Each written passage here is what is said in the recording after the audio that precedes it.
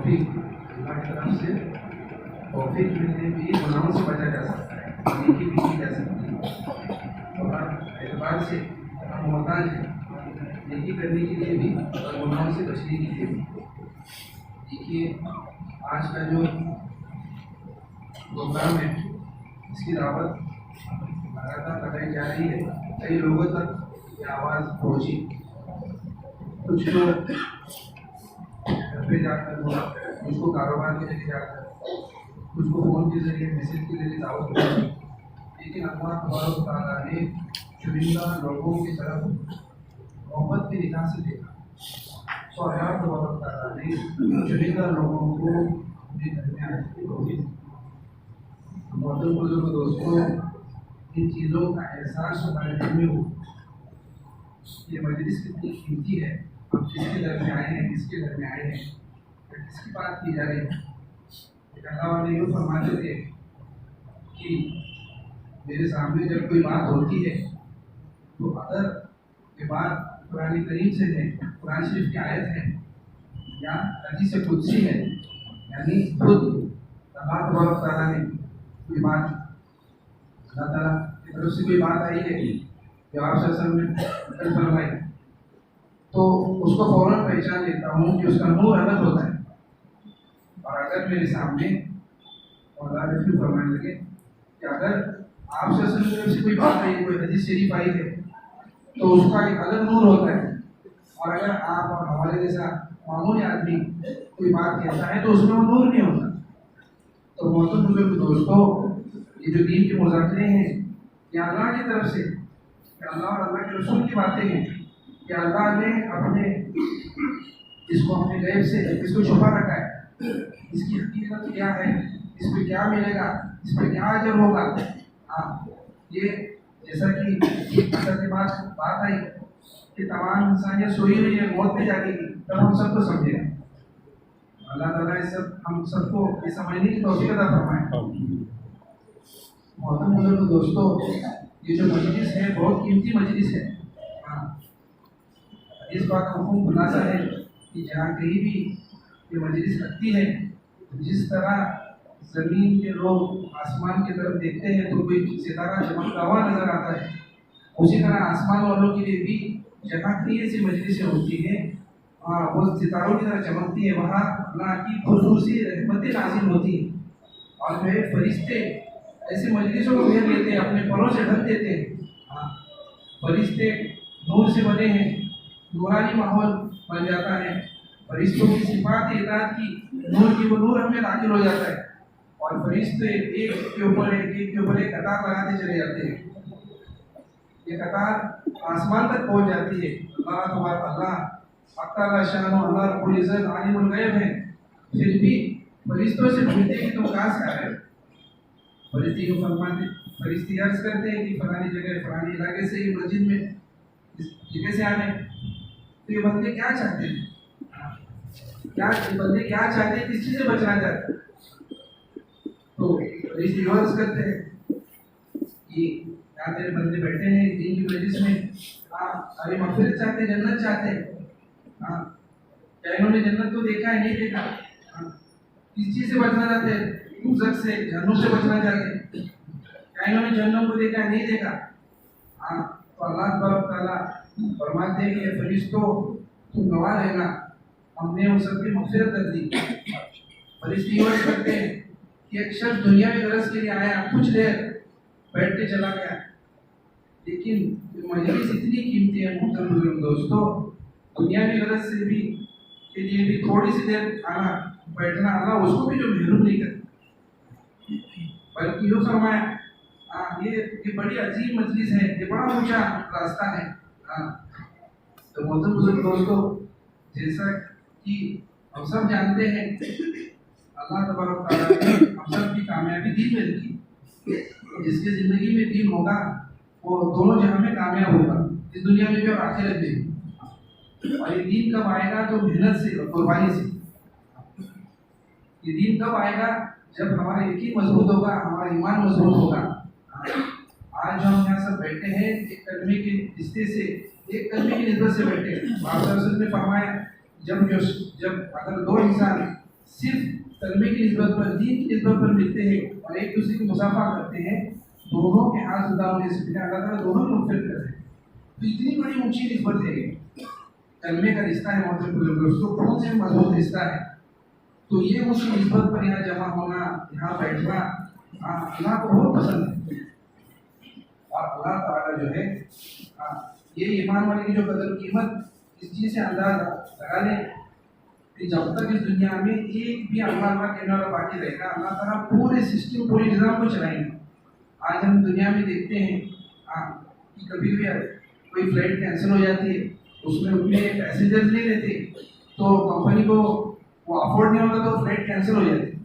लेकिन अल्लाह ताला ये पूरा निज़ाम, ये बारिशों का बरसना, फसल का उगना, ये मौसम, ये पूरी कायनात, पूरा सिस्टम सिर्फ एक ईमान वाले, जब तक कि अल्लाह पूरे रोए ज़मीन पर एक भी अल्लाह कहने वाला बाकी रहेगा, अल्लाह ताला पूरे सिस्टम को चलाएंगे। और जिस दिन ये भी चला जाएगा, अल्लाह पूरे सिस्टम को तोड़ फोड़ के रखेगा। तो ईमान वाले की बड़ी कदर कीमत है। ये जो ईमान है, जो कलमे के बोल है, ला इलाहा इल्लल्लाह मुहम्मदुर रसूलुल्लाह, ये जो कलमे की निस्बत है, अल्लाह ताला अपने ज़रात में किसी की शिर्क को पसंद नहीं करते। जैसे कि मगरिब की नमाज में भी इमाम साहब ने सूरह काफिरून तिलावत फरमाई। तो कुछ काफिरों ने जो है अल्लाह के नबी से ये कहा कि जो है आप अल्लाह पे यकीन रखने के लिए कहते हो, चलो हम इसको मान लेते, हम अल्लाह को भी मानेंगे और हमारे जो 360 बुत है उनको भी मानेंगे। औलाद का एक बुत है, फसल का एक बुत है, पानी का, बारिश का एक बुत है, हर पुरानी चीज का एक बुत बना रखा था। खाने काबा जो था, इसमें भी तमाम बुत को रखकर उस जमाने के जो गैर ईमान वाले थे, जो काफिर थे, तो इसमें क्या उनको उन पर उनका यकीन था। तो उस टाइम को जो है ये आयत नाजिल हुई, कुल या अय्युहल काफिरून, ए नबी जी कह दीजिए, कुल या अय्युहल काफिरून ला अअबुदु मा ताबुदून, कि मैं जिसकी इबादत करता हूँ उसकी इबादत आप नहीं करते, और आप जिसकी इबादत करते हो मैं नहीं करता। और आगे क्या, लकुम दीनुकुम वलिय दीन, तुम अपने दीन पर, मैं अपने दीन पर। अल्लाह ताला जरा भी इसमें मिक्सिंग नहीं पसंद करते। आज दुनिया में कोई भी शौहर रहेगा, क्या वो ये पसंद करेगा कि उसकी बीवी, एक शौहर मियाँ बीवी का रिश्ता है, तो शौहर अपने जात में, अपने स्टेटस में किसी और की स्टेटस पसंद करे? नहीं पसंद करेगा, बिल्कुल। तो अल्लाह ताला ने पूरे कायनात को बनाया, आपको हमको तमाम नियामतें दी, सेहत दी, तंदुरुस्ती दी, बचपन से अब तक सही सलामत रखा, रोजी का निज़ाम, पूरे हम सब पर एहसानात किए, ईमान के दौलत से नवाजा, मस्जिद में आने की तौफीक दी। ये तमाम एहसानात की फहरिस्त हम गिनते बैठे तो भी उसको एहसान नहीं गिना सकते। तो वो रब्बे कायनात अल्लाह तबारक तआला जो है अपने ज़ात में किसी की शिरकत को पसंद नहीं करते, शिर्क को बिल्कुल पसंद नहीं करते, माफ़ ही नहीं करेगा अल्लाह, तमाम गुनाहों को माफ़ करेंगे लेकिन शिर्क को माफ़ नहीं करेंगे। तो ये जो कलमे की निस्बत है, ये दिल से इस चीज़ को निकालना है। मोमिन का दिल जो है, इसमें जो है एक तो अल्लाह रह सकते या गैरुल्लाह रह सकते, दोनों एक दिल में जवानी हो सकते। अगर ये आएगा तो वो चला जाए। तो इस यकीन के बिगाड़ को दुरुस्त करना है, तभी हमारी जिंदगी में जो है मुकम्मल दीन दाखिल हो जाए। और ये जो ईमान का बनेगा मेहनत और फिक्र के जरिए से, कुर्बानी के जरिए से, कि जितना बंदा कुर्बानी देगा, ये दीन की मेहनतों में रहेगा, ये दीन के मुज़ाकिर के मजलिस में रहेगा, तो उतना उसका यकीन मजबूत होता चला जाएगा। आज क्या हो गया कि इन चीज़ों का मुज़ाकरा, इन चीज़ों का डिस्कशन, चर्चा माशरे से चला गया, तो उसकी वजह से बातिल, झूठ, ये जो है इसका यकीन दिल में ज़्यादा बढ़ता चला जाएगा। इसकी मिसाल यूँ फरमाई कि एक मदरसे में एक उस्ताद थे, तो कुछ बच्चों ने सोचा कि आज जो है शरारत करनी है हमारे उस्ताद की, तो वो पढ़ाने के लिए आ रहे थे बेचारे, रास्ते में बच्चे कहने लगा, मौलाना शायद आपकी तबीयत खराब लग रही है आज कुछ सब ठीक ठाक है, सब खैरियत से? तो कुछ नहीं, बस अच्छा हूँ। अब और थोड़ा आगे और एक बच्चा है, बोला मौलाना सब ठीक है क्या, थोड़ा सही से आपके आसार, चेहरा, हाव भाव ठीक से नहीं लगे। तो मैंने ऐसी कोई बात नहीं कि दिल में थोड़ा वो ख्याल है कि दो लोग पूछे, एक ने बोला ठीक है, फिर दूसरा ही पूछ रहा जरूर कुछ गड़बड़ है, और थोड़े आगे और एक बच्चा बोलने लगा, मौलाना सब तबीयत अच्छी है, कहीं आपको दिखा दूँ, किसी को दवाई इलाज कुछ करा दूँ? नहीं, मुझे कोई जरूरत नहीं, लेकिन अब जो है बार बार ये चीज सामने आ गई तो दिल में वसवसा आ गया। अब जब नजदीक पहुंचने लगे एक और बच्चे ने पकड़ा तो बस बोले अब आज की क्लास कैंसिल, मैं वापस जाता हूँ, पहला मैं डॉक्टर को दिखा गया। तो बार बार लोग मुझे पूछे, मतलब कुछ ना कुछ गड़बड़ है। तो आज भी माशरे में ऐसा हो रहा है, हक की चर्चा, हक की तकरार, हक के मुजाकरे, अल्लाह की बड़ाई, अल्लाह के एहकाम में कामयाबी का होना, आप सल्लल्लाहु की फिक्रें, आप सल्लल्लाहु की कुड़न, आपका तड़पना, आपका रोना, आपका दर्द, आपकी फिक्र, आपकी मेहनत, ये तमाम चीजों पे क्या मिलेगा? आपकी जिंदगी क्या थी, साहबा की जिंदगी क्या थी, आप क्या मेहनत की दुनिया में आए, आप क्या निहस पर दीन को छोड़ गए, आप जो है उम्मत को किस दीन की किस सतह पे चाहते हैं? आखिरत में जब हम वापस आप सल्लल्लाहु से मिलेंगे मैदान महशर में, तो किस सतह पे दीन को छोड़ा था और किस सतह में अल्लाह के नबी चाहते हैं, ये तमाम चीजों का डिस्कशन, मुज़ाकरा चला गया। इसकी वजह से बातिल का जो यकीन दिल में बढ़ गया, क्योंकि हक का डिस्कशन ही नहीं, डिस्कशन ही नहीं। इसलिए मोहतरम बुजुर्ग दोस्तों, कुरान शरीफ में अल्लाह ताला फरमाते हैं, वल अस्र, ज़माने की कसम, इन्नल इंसान लफी खुस्र, तमाम इंसानियत जो है खतरे में है। ये एक आयत में जो है नफी कर दी।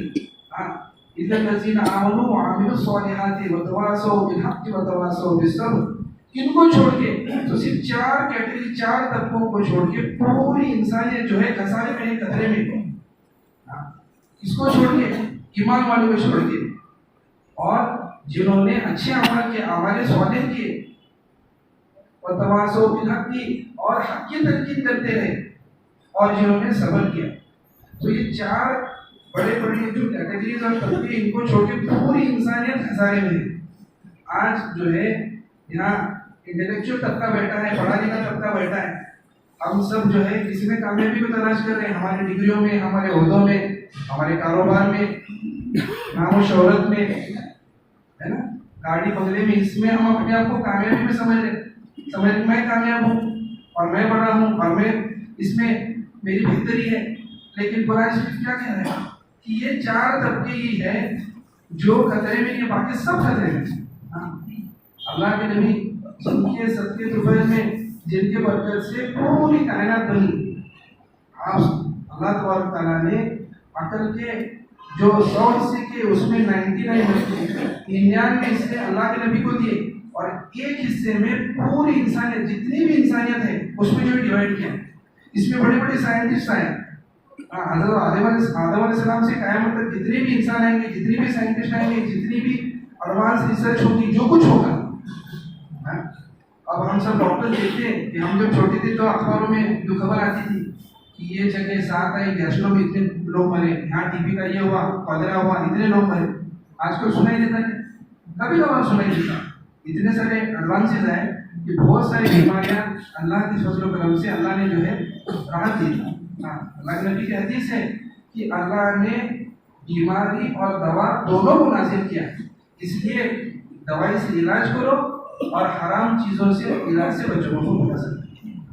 तो ये सब जो एडवांसेज आई, इतने सारे साइंटिस्ट आए, इतना रिसर्च हुआ, ये सब एक हिस्से में चल रहा है, 1% में चल रहा है, और 99% अकल, जहन अल्लाह के नबी को मिला। तो मोहतरम बुजुर्ग दोस्तों, इन दुनिया की चीज़ों में, यहाँ की लंबी लंबी उम्मीदों में, यहाँ के माल दौलत में, ये पूरे सिस्टम में, ये तमाम नक्शों में, शक्लों में अगर कामयाबी होती तो उसी ज़माने में ज़बरदस्त डेवलपमेंट हो गई होती, और आप सल्लल्लाहु अलैहि वसल्लम की पाकीज़ा मुबारक ज़िंदगी का अक्सर हिस्सा इन चीज़ों के में लग जाता। लेकिन अगर हम गौर फिक्र करें तो आप सल्लल्लाहु अलैहि वसल्लम की ज़िंदगी का सबसे ज़्यादा हिस्सा दीन की मेहनत में लगा है। आप सल्लल्लाहु अलैहि वसल्लम का आखिरी वक्त है, आप बीमार थे, और जो है लोग सहाबा घर में आ रहे, किसी ने कहा अम्मा आयशा चिराग जला दो, लोग आ रहे देखने आप सल्लल्लाहु अलैहि वसल्लम को। अम्मा आयशा ने फरमाने लगी कि घर में इतना तेल भी नहीं है कि चिराग जला सके। फरमाया कि एक बार एक मुज़ाकरा हुआ और अम्मा आयशा से किसी ने पूछा कि क्या चिराग में तेल है? कहने लगी कि कई दिनों से घर में चूल्हा नहीं जला, भूख की इतनी शिद्दत है कि इस तेल को हमने पी लिया भूख की वजह से। आज मोहतरम बुजुर्ग दोस्तों, हम कहीं भी अपने पूरे सोसाइटी में ऐसा कौन मिलेगा जो तेल को भूख से पिएगा, भूख की वजह से तेल को पिएगा? ऐसा हालत नहीं है क्या? नहीं है। बल्कि आप सर में दुआ मांगी, अल्लाह मुझे मिस्किनों के साथ रख और मिस्किनों के साथ उठा। अगर माल दौलत में और दुनिया की डिग्रियों में और तस्वीरों में कामयाबी होती तो अल्लाह के नबी आप सबसे बड़ी डिग्री हासिल करते, सबसे बड़ा कारोबार करते, सबसे ज्यादा माल दौलत वाले रहते। बल्कि आप फरमाते थे कि मैं चाहूँ तो अल्लाह ने जो है ये जो पहाड़ है, ये पूरा निजाम अल्लाह, ये फरिश्ता जो है मेरी खिदमत में है और मैं अल्लाह से मांगूँ तो अल्लाह ताला ये जो पहाड़ है इसको सोने चांदी का बना दे। लेकिन अगर अल्लाह के नबी यूँ करते तो क़यामत तक जो भी गरीब आता वो क्या कहता कि अल्लाह के नबी तो आमीन थे, वो दिन पर चले, मैं गरीब हूँ, मैं कैसे चलूंगा? इसलिए मोहतरम बुजुर्ग दोस्तों, आप सल्लल्लाहु और सहाबा ने क़यामत तक आने वाले इंसानों के लिए नमूना पेश कर रहे हैं कि अल्लाह के नबी ने गरीबी में भी दीन के काम को किया, बीमारी में भी किया, गर्मी में भी किया, ठंडी में भी किया, बारिश में भी किया, हर हाल में किया, परेशानी में भी किया, खुशी में भी किया। मिसाल पेश कर रहे। अब कोई भी इंसान ये मुझे नहीं कर सकता कि मैं फलाने हालत में हूँ इसलिए दिन भर नहीं चलूंगा। कोई कर सकता है क्या? नहीं, बल्कि आप सब जो है मिसाल पेश करके, मिसाल पेश करके अम्मा आयशा जी फरमाती हैं कई दिनों तक घर में फाका था तो हमें हदिये में तोहफे में एक बकरी की रान टांग गई, उसको जो है अंधेरे में हमने चाकू से जो काटा, उसके टुकड़े किए। किसी ने पूछा कि अम्मा आयशा ये अंधेरे में क्यों किया? क्योंकि उस वक्त जो है चिराग में जलाने के लिए तेल भी नहीं था, उसको भी भूख की शिद्दत में हमने पी गया था, इसलिए अंधेरे में जो इसको हमने काटा। तो ये ऐसे हालात में आप सब में जो जिंदगी गुजारी है मोहतरम दोस्तों, ये बड़ी कुर्बानी के बाद जो है दीन आप और मुझ तक हम सब तक आगे पहुंचा है। बड़ी कुर्बानी है, बड़ी हालात में इन्होंने जो है अपनी जिंदगी गुजारी। तो इसलिए मोहतरम बुजुर्ग दोस्तों, ये हमारी जिंदगी में दीन का आना बहुत जरूरी है और हमारा जो यकीन का बिगाड़ है इसको दुरुस्त होना बहुत जरूरी है। हम जब उम्मत में चले फिरेंगे, ऐसे मजलिस में बैठेंगे, अल्लाह की पढ़ाई को कहेंगे, हाँ अल्लाह की कुदरत, अल्लाह की रब्बानियत, अल्लाह कैसे जबरदस्त कुदरत वाले, हम खुद गौर फिक्र करें कि अल्लाह ने पूरे निज़ाम को कैसा बनाया। इंसान खुद गौर फिक्र करे कि अल्लाह ने जो है ये आंखें, ये नाक, ये मुंह, ये पूरा निज़ाम ऐसा क्या। अगर ये नाक को पीछे कर देते तो लुकमा खाने से पहले पीछे जाके उसको खुशबू लेना पड़ता था। जबान की जो लज्जत है, साइंटिस्ट ने जब रिसर्च किया, हम लोग समझते हैं कि टेस्ट सिर्फ जबान में रहती है, लज्जत सिर्फ जबान से मिस होती है, वैसा नहीं है, बल्कि नाक में भी उसकी रिसेप्टर, उसके सेंसर है। कोई भी चीज की लज्जत जो है, जो टेस्ट जो है, वो नाक और जबान दोनों के सेंसर से दिमाग हो जाते हैं। इसलिए कई बार आपने देखा रहेगा कि अगर सर्दी हो जाए तो कोई सर्दी खांसी हो जाए तो कुछ टेस्ट महसूस नहीं होती, लोग बोलते जबान को चवच नहीं। हालांकि बचपन से हमारा क्या दिमाग है कि जबान से लज्जत महसूस होती है, कोई चीज अपन जबान से टेस्ट करते, नाक में टेस्ट करते कि नहीं करते। लेकिन सर्दी खांसी में तो क्या होगा, जबान को चव नहीं, जबान चव समझ में नहीं आती। हम बोलते फलानी पर जाके जरा टेस्ट देखो, मुझे जबान को चव नहीं लगी, चव भी नहीं लगी क्योंकि नाक में इन्फेक्शन कैसे वो सेंसर वीक हो गए। तो अल्लाह ने कैसा जबरदस्त निजाम बनाया होता है बुजुर्ग दोस्तों, कि नाक में सेंसर है, जबान में सेंसर है, दोनों को जब सेंसेशन हो रहा था दिमाग में पहुंचता है। और ये जो भी मुंह से लुकमा जाता पेट में, अब ताज़ा पका पकाया खाना खा रहा तो उसे लज्जत भी आ रही, वो पेट में पच भी रहा और उससे बदन को कुव्वत ताकत मिल रही। और अगर कुछ खाना सड़ा गला है, बासी है, उसमें जो है इन्फेक्शन है, सड़ान पैदा हो रही है, जिससे बदन को नुकसान होने का चांस है, उसमें इन्फेक्शन है। और खा ले तो थोड़ी देर से फौरन पेट में गड़बड़ होने लग गया है। अब ये अतड़ियों को, ये पेट को किसने बताया कि अच्छा खाना कौन सा और खराब खाना कौन सा? ये जो पूरा सेंसर है किसने बैठाया पेट में, हम गौर करें। हाँ, तो ये जो पूरा अल्लाह ने हम अपने बदन पे कहीं दूर जाने की जरूरत नहीं, हम खुद अपने जात पे, ये मखलूक पे अगर हम गौर करेंगे तो खालिक को पहचान लेंगे। अल्लाह के जात पर गौर करने से मना फरमाया, अल्लाह के जात पर क्या गौर करेंगे, हम गौर नहीं कर सकते, हम मखलूक पे गौर करें। हाँ, कि अल्लाह ने कैसा बनाया, दोनों आंखें यूं रखी, अगर साइड को रखते तो कैसा होता है, दोनों आंखें, इसलिए स्टीरियोस्कोपिक विजन कहते हैं उसको। स्टीरियोस्कोपिक विजन मतलब इंसान अगर यहाँ बैठा तो एक नजर में कितने दूर पर चीज है उसका अंदाज आ जाता है, कौन सी चीज नजदीक है, कौन सी चीज दूर है। नजदीक कोई भी चीज नजदीक हो तो बड़ी नजर आती है, और दूर बड़ी से बड़ी चीज, बड़े बड़े पहाड़ भी छोटे नजर आते हैं। तो दोनों आंखें यूं हैं, इसमें क्या हुआ, स्टीरियोस्कोपिक विजन, एक नजर में समझ में आया। जो लोगों की बिना ये आंखें जा चुकी है वो आपको बताएंगे कि ये फिर उनको गाड़ी चलाने में कुछ काम करने में मुश्किल आता है। तो अल्लाह ने दोनों आंखों का निजाम कैसे बनाया। जो लोग फोटोग्राफी करते हैं तो लेंस एडजस्ट करना पड़ता है, अल्लाह ने आंख में लेंस बिठाई, वो अपने आप एडजस्ट हो जाती है। नजदीक की चीज को वो हिसाब से लेंस एडजस्ट करती है, दूर की चीज को वो एडजस्ट करती है। सितारे भी देख रहा, चांद भी देख रहा, एक सेकंड भी नहीं लगता एडजस्ट होने के लिए। वो जो आंख के अंदर लेंस है उसका मोटाई ऐसी हो गई तो नजदीक की चीज दिखती, ऐसी हो गई तो दूर की चीज दिखती, ऐसा निजाम रहता है। वो कॉम्प्लिकेटेड एकदम आसान लगे बता रहा हूँ। तो ये जो लेंस है, ये इसका पूरा एडजस्टमेंट कभी किसी ने महसूस किया? दिन रात देख रहे आंख से, कभी इस नियामत का हमने तस्वीर भी किया कि अल्लाह ने इस कैसा बनाया।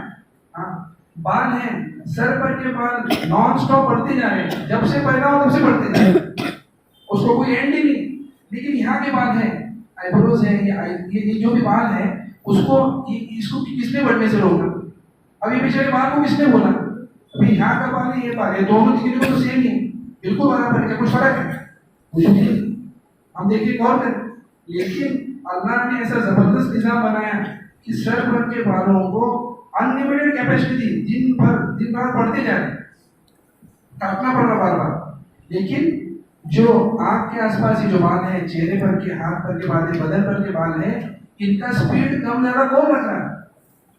ये किसकी जात है? बल्कि कई बार डॉक्टर्स अपने ओपीडी में देखते हैं कुछ लोगों को कुछ बीमारी हाइपरट्राइकोसिस, उसमें क्या होता है, कान के बाल बड़े बड़े होते हैं, कुछ लोगों को देखेंगे बड़े बड़े कान के बाल है, तो उसका इलाज कराने आए। कुछ मजबूरात आ जाती, जिनको चेहरे पर के बाल ज्यादा है तो वो इलाज कराने आ जाते। तो ये जो अल्लाह का निजाम है, ये जो रेगुलेटर है, ये जो कम ज्यादा करने की स्पीड है, अगर बिगड़ आ गया तो बीमार, अल्लाह हमारी इबादत के लिए, आगे जो तमाम बीमारियां हैं, हालात हैं, ये किसके लिए? हमारी इबादत के लिए। हाँ, हजरत जो फरमाते थे, अगर तुम पर कोई हालात आए, कोई परेशानी आए, कोई मुसीबत आए, तो सबसे अपने गिरबान में अपनी जात पे झांक के देखो कि कहीं मुझसे कोई गुनाह तो नहीं हो गया। अगर सवारी, घोड़े उस जमाने में घोड़े थे, अगर वो सवारी अगर बेकाबू हो जाती, हालांकि सहाबी रज़ी अल्लाह अन्हुम, लक़ब एक डिग्री मिली है, सबसे बड़ी डिग्री है। आज हम सभी डिग्री वाले धोखे में बैठे कि हमारी डिग्री बड़ी, ऐसा कुछ नहीं है।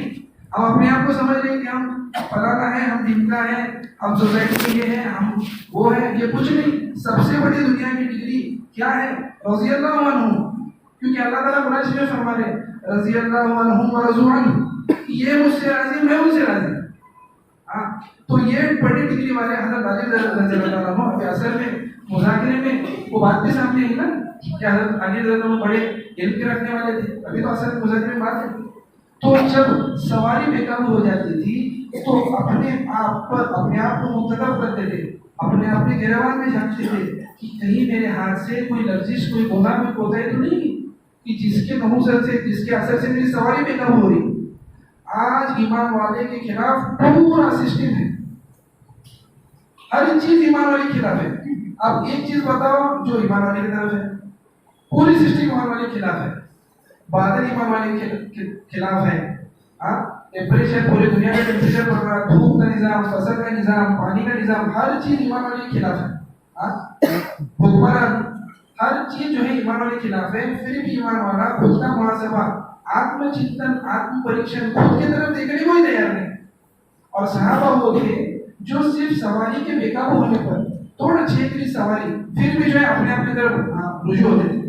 हजरत जो फरमाते थे कि अगर कोई हालत और परेशानी आए तो पहले अपने आप की तरफ देखो कि कहीं मुझसे कोई गुनाह तो नहीं हो गया जिससे अल्लाह नाराज हो कि जिसपे से सवारी बेकाबू हो रही। आज पूरा जमाना बेकाबू हो रहा, फिर बीमार वाले जागने को तैयार नहीं। इसलिए मुज़ाकरे में सही बात फरमाई कि हम सब सोए हुए हैं, हज़रत बात फरमाए कि हम सब सोए हुए हैं और मौत जब जागेगी, जब असल आँख खुलेगी। तो मैं अर्ज कर रहा था कि सबसे पहले अपने गिरबान को जाके कि मुझसे क्या गुनाह हुआ, मुझसे क्या कोताही हुई, और अगर ये पाए कि मुझसे कोई गुनाह, अल्लाह का हुक्म, आप सल्लल्लाहु का तरीका ये नहीं छूट रहा, तो इसका मतलब कि अल्लाह जो है वो मेरे दर्जात को बुलंद करने के है। अल्लाह ताला चाहती है कि मेरे दर्जात बुलंद हो, मेरा दर्जा अल्लाह की नज़र में अल्लाह इससे और ऊंचा बढ़ाना चाहते। और आज मुसलमान क्या कह रहा है, अल्लाह को नहीं मिला, वही मिला अल्लाह ताला को। हालांकि हम सब जानते हैं अल्लाह ने सत्तारी का मामला फरमाया, गफ्फारी का मामला फरमाया कि हम सब यहाँ बैठे। अल्लाह अगर हमारे राजों को खोल दे, हमारे असलियत को खोल दे, तो ये इकराम और ये मोहब्बत ना देनी चाहिए। या अल्लाह ने सत्तारी का मामला फरमाया, ढाक दिया है। आप सब इंटेलेक्चुअल लोग हैं, आप खुद सोचे इंसान के बदन पर इतने अनगिनत छोटे छोटे पोर्स, इंग्लिश में मेडिकल लैंग्वेज में इसको पोर्स बोलते हैं, छोटे छोटे छिद्र, होल है। कान है, नाक है, मुंह और ये सब जो है शंका वगैरह, ये तो बड़े बड़े होले, लेकिन ये जो स्किन है, जो चमड़ी, इसमें कई छोटे छोटे छोटे पोर्स होते हैं। पसीना आने पर कितना देखो, करोड़ों करोड़ों उसको कोई गिन भी नहीं सकता। तो इंसान के बदन के कौन से हिस्से से पाकीज़ा चीज आती है, अच्छी चीज आती है, साफ चीज आती है, पसंदीदा चीज आती है? एक तो गिना, कुछ निकलता, कुछ नहीं निकलता। बल्कि हम देखेंगे अल्लाह ने कई ऐसे जानवर पैदा किए, जैसे गाय है, हरिन है, जिससे कुछ नहीं करती, और भैंस, चरिंदे वगैरह की, जिनसे अच्छी चीजें भी अल्लाह ताला निकालते। जैसे कि चरिंदे, गाय, भैंस है, तो थनों से अच्छी चीज दूध निकलता है, नहीं निकलता? बिल्कुल निकलता।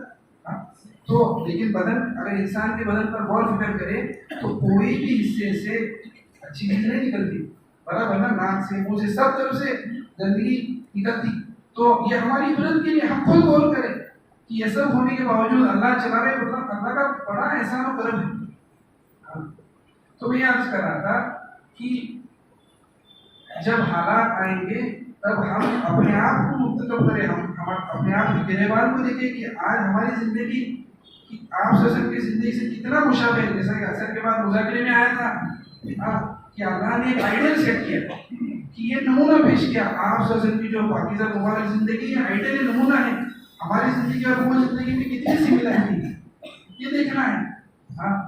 तो हज़रत अली रज़ी अल्लाह अन्हु फरमा रहे थे कि जब सवारी बेकाबू आए तो मैं अपने आप की गिरबान को देखता हूँ, और हज़रत अली ये सहाबी हैं, ये बड़े डिग्री के रखने वाले।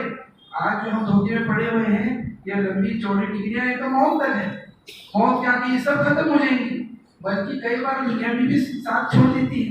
हम देखते बारा कि कोई नई टेक्नोलॉजी आ गई, जैसे कि हमारे मेडिकल फील्ड में एक जमाने में हम देखते थे कि एक ही डॉक्टर होता था, एक सूटकेस लेके आता था, तमाम बीमारियों को देख के दवा गोली इंजेक्शन लेके चला जाता था। बचपन से ही जब स्कूल में वही एक दिमाग में इमेज थी हमारी कि डॉक्टर ऐसा रहता है, एक सूटकेस। आपने भी देखा रहेगा बचपन में, एक ऑल इन वन, एक है। लेकिन आज देख रहे हैं हर चीज का अलग डॉक्टर है। तो क्या समझ में आ रहा, ये डिग्रियां तो जिंदगी में साथ नहीं दे रही।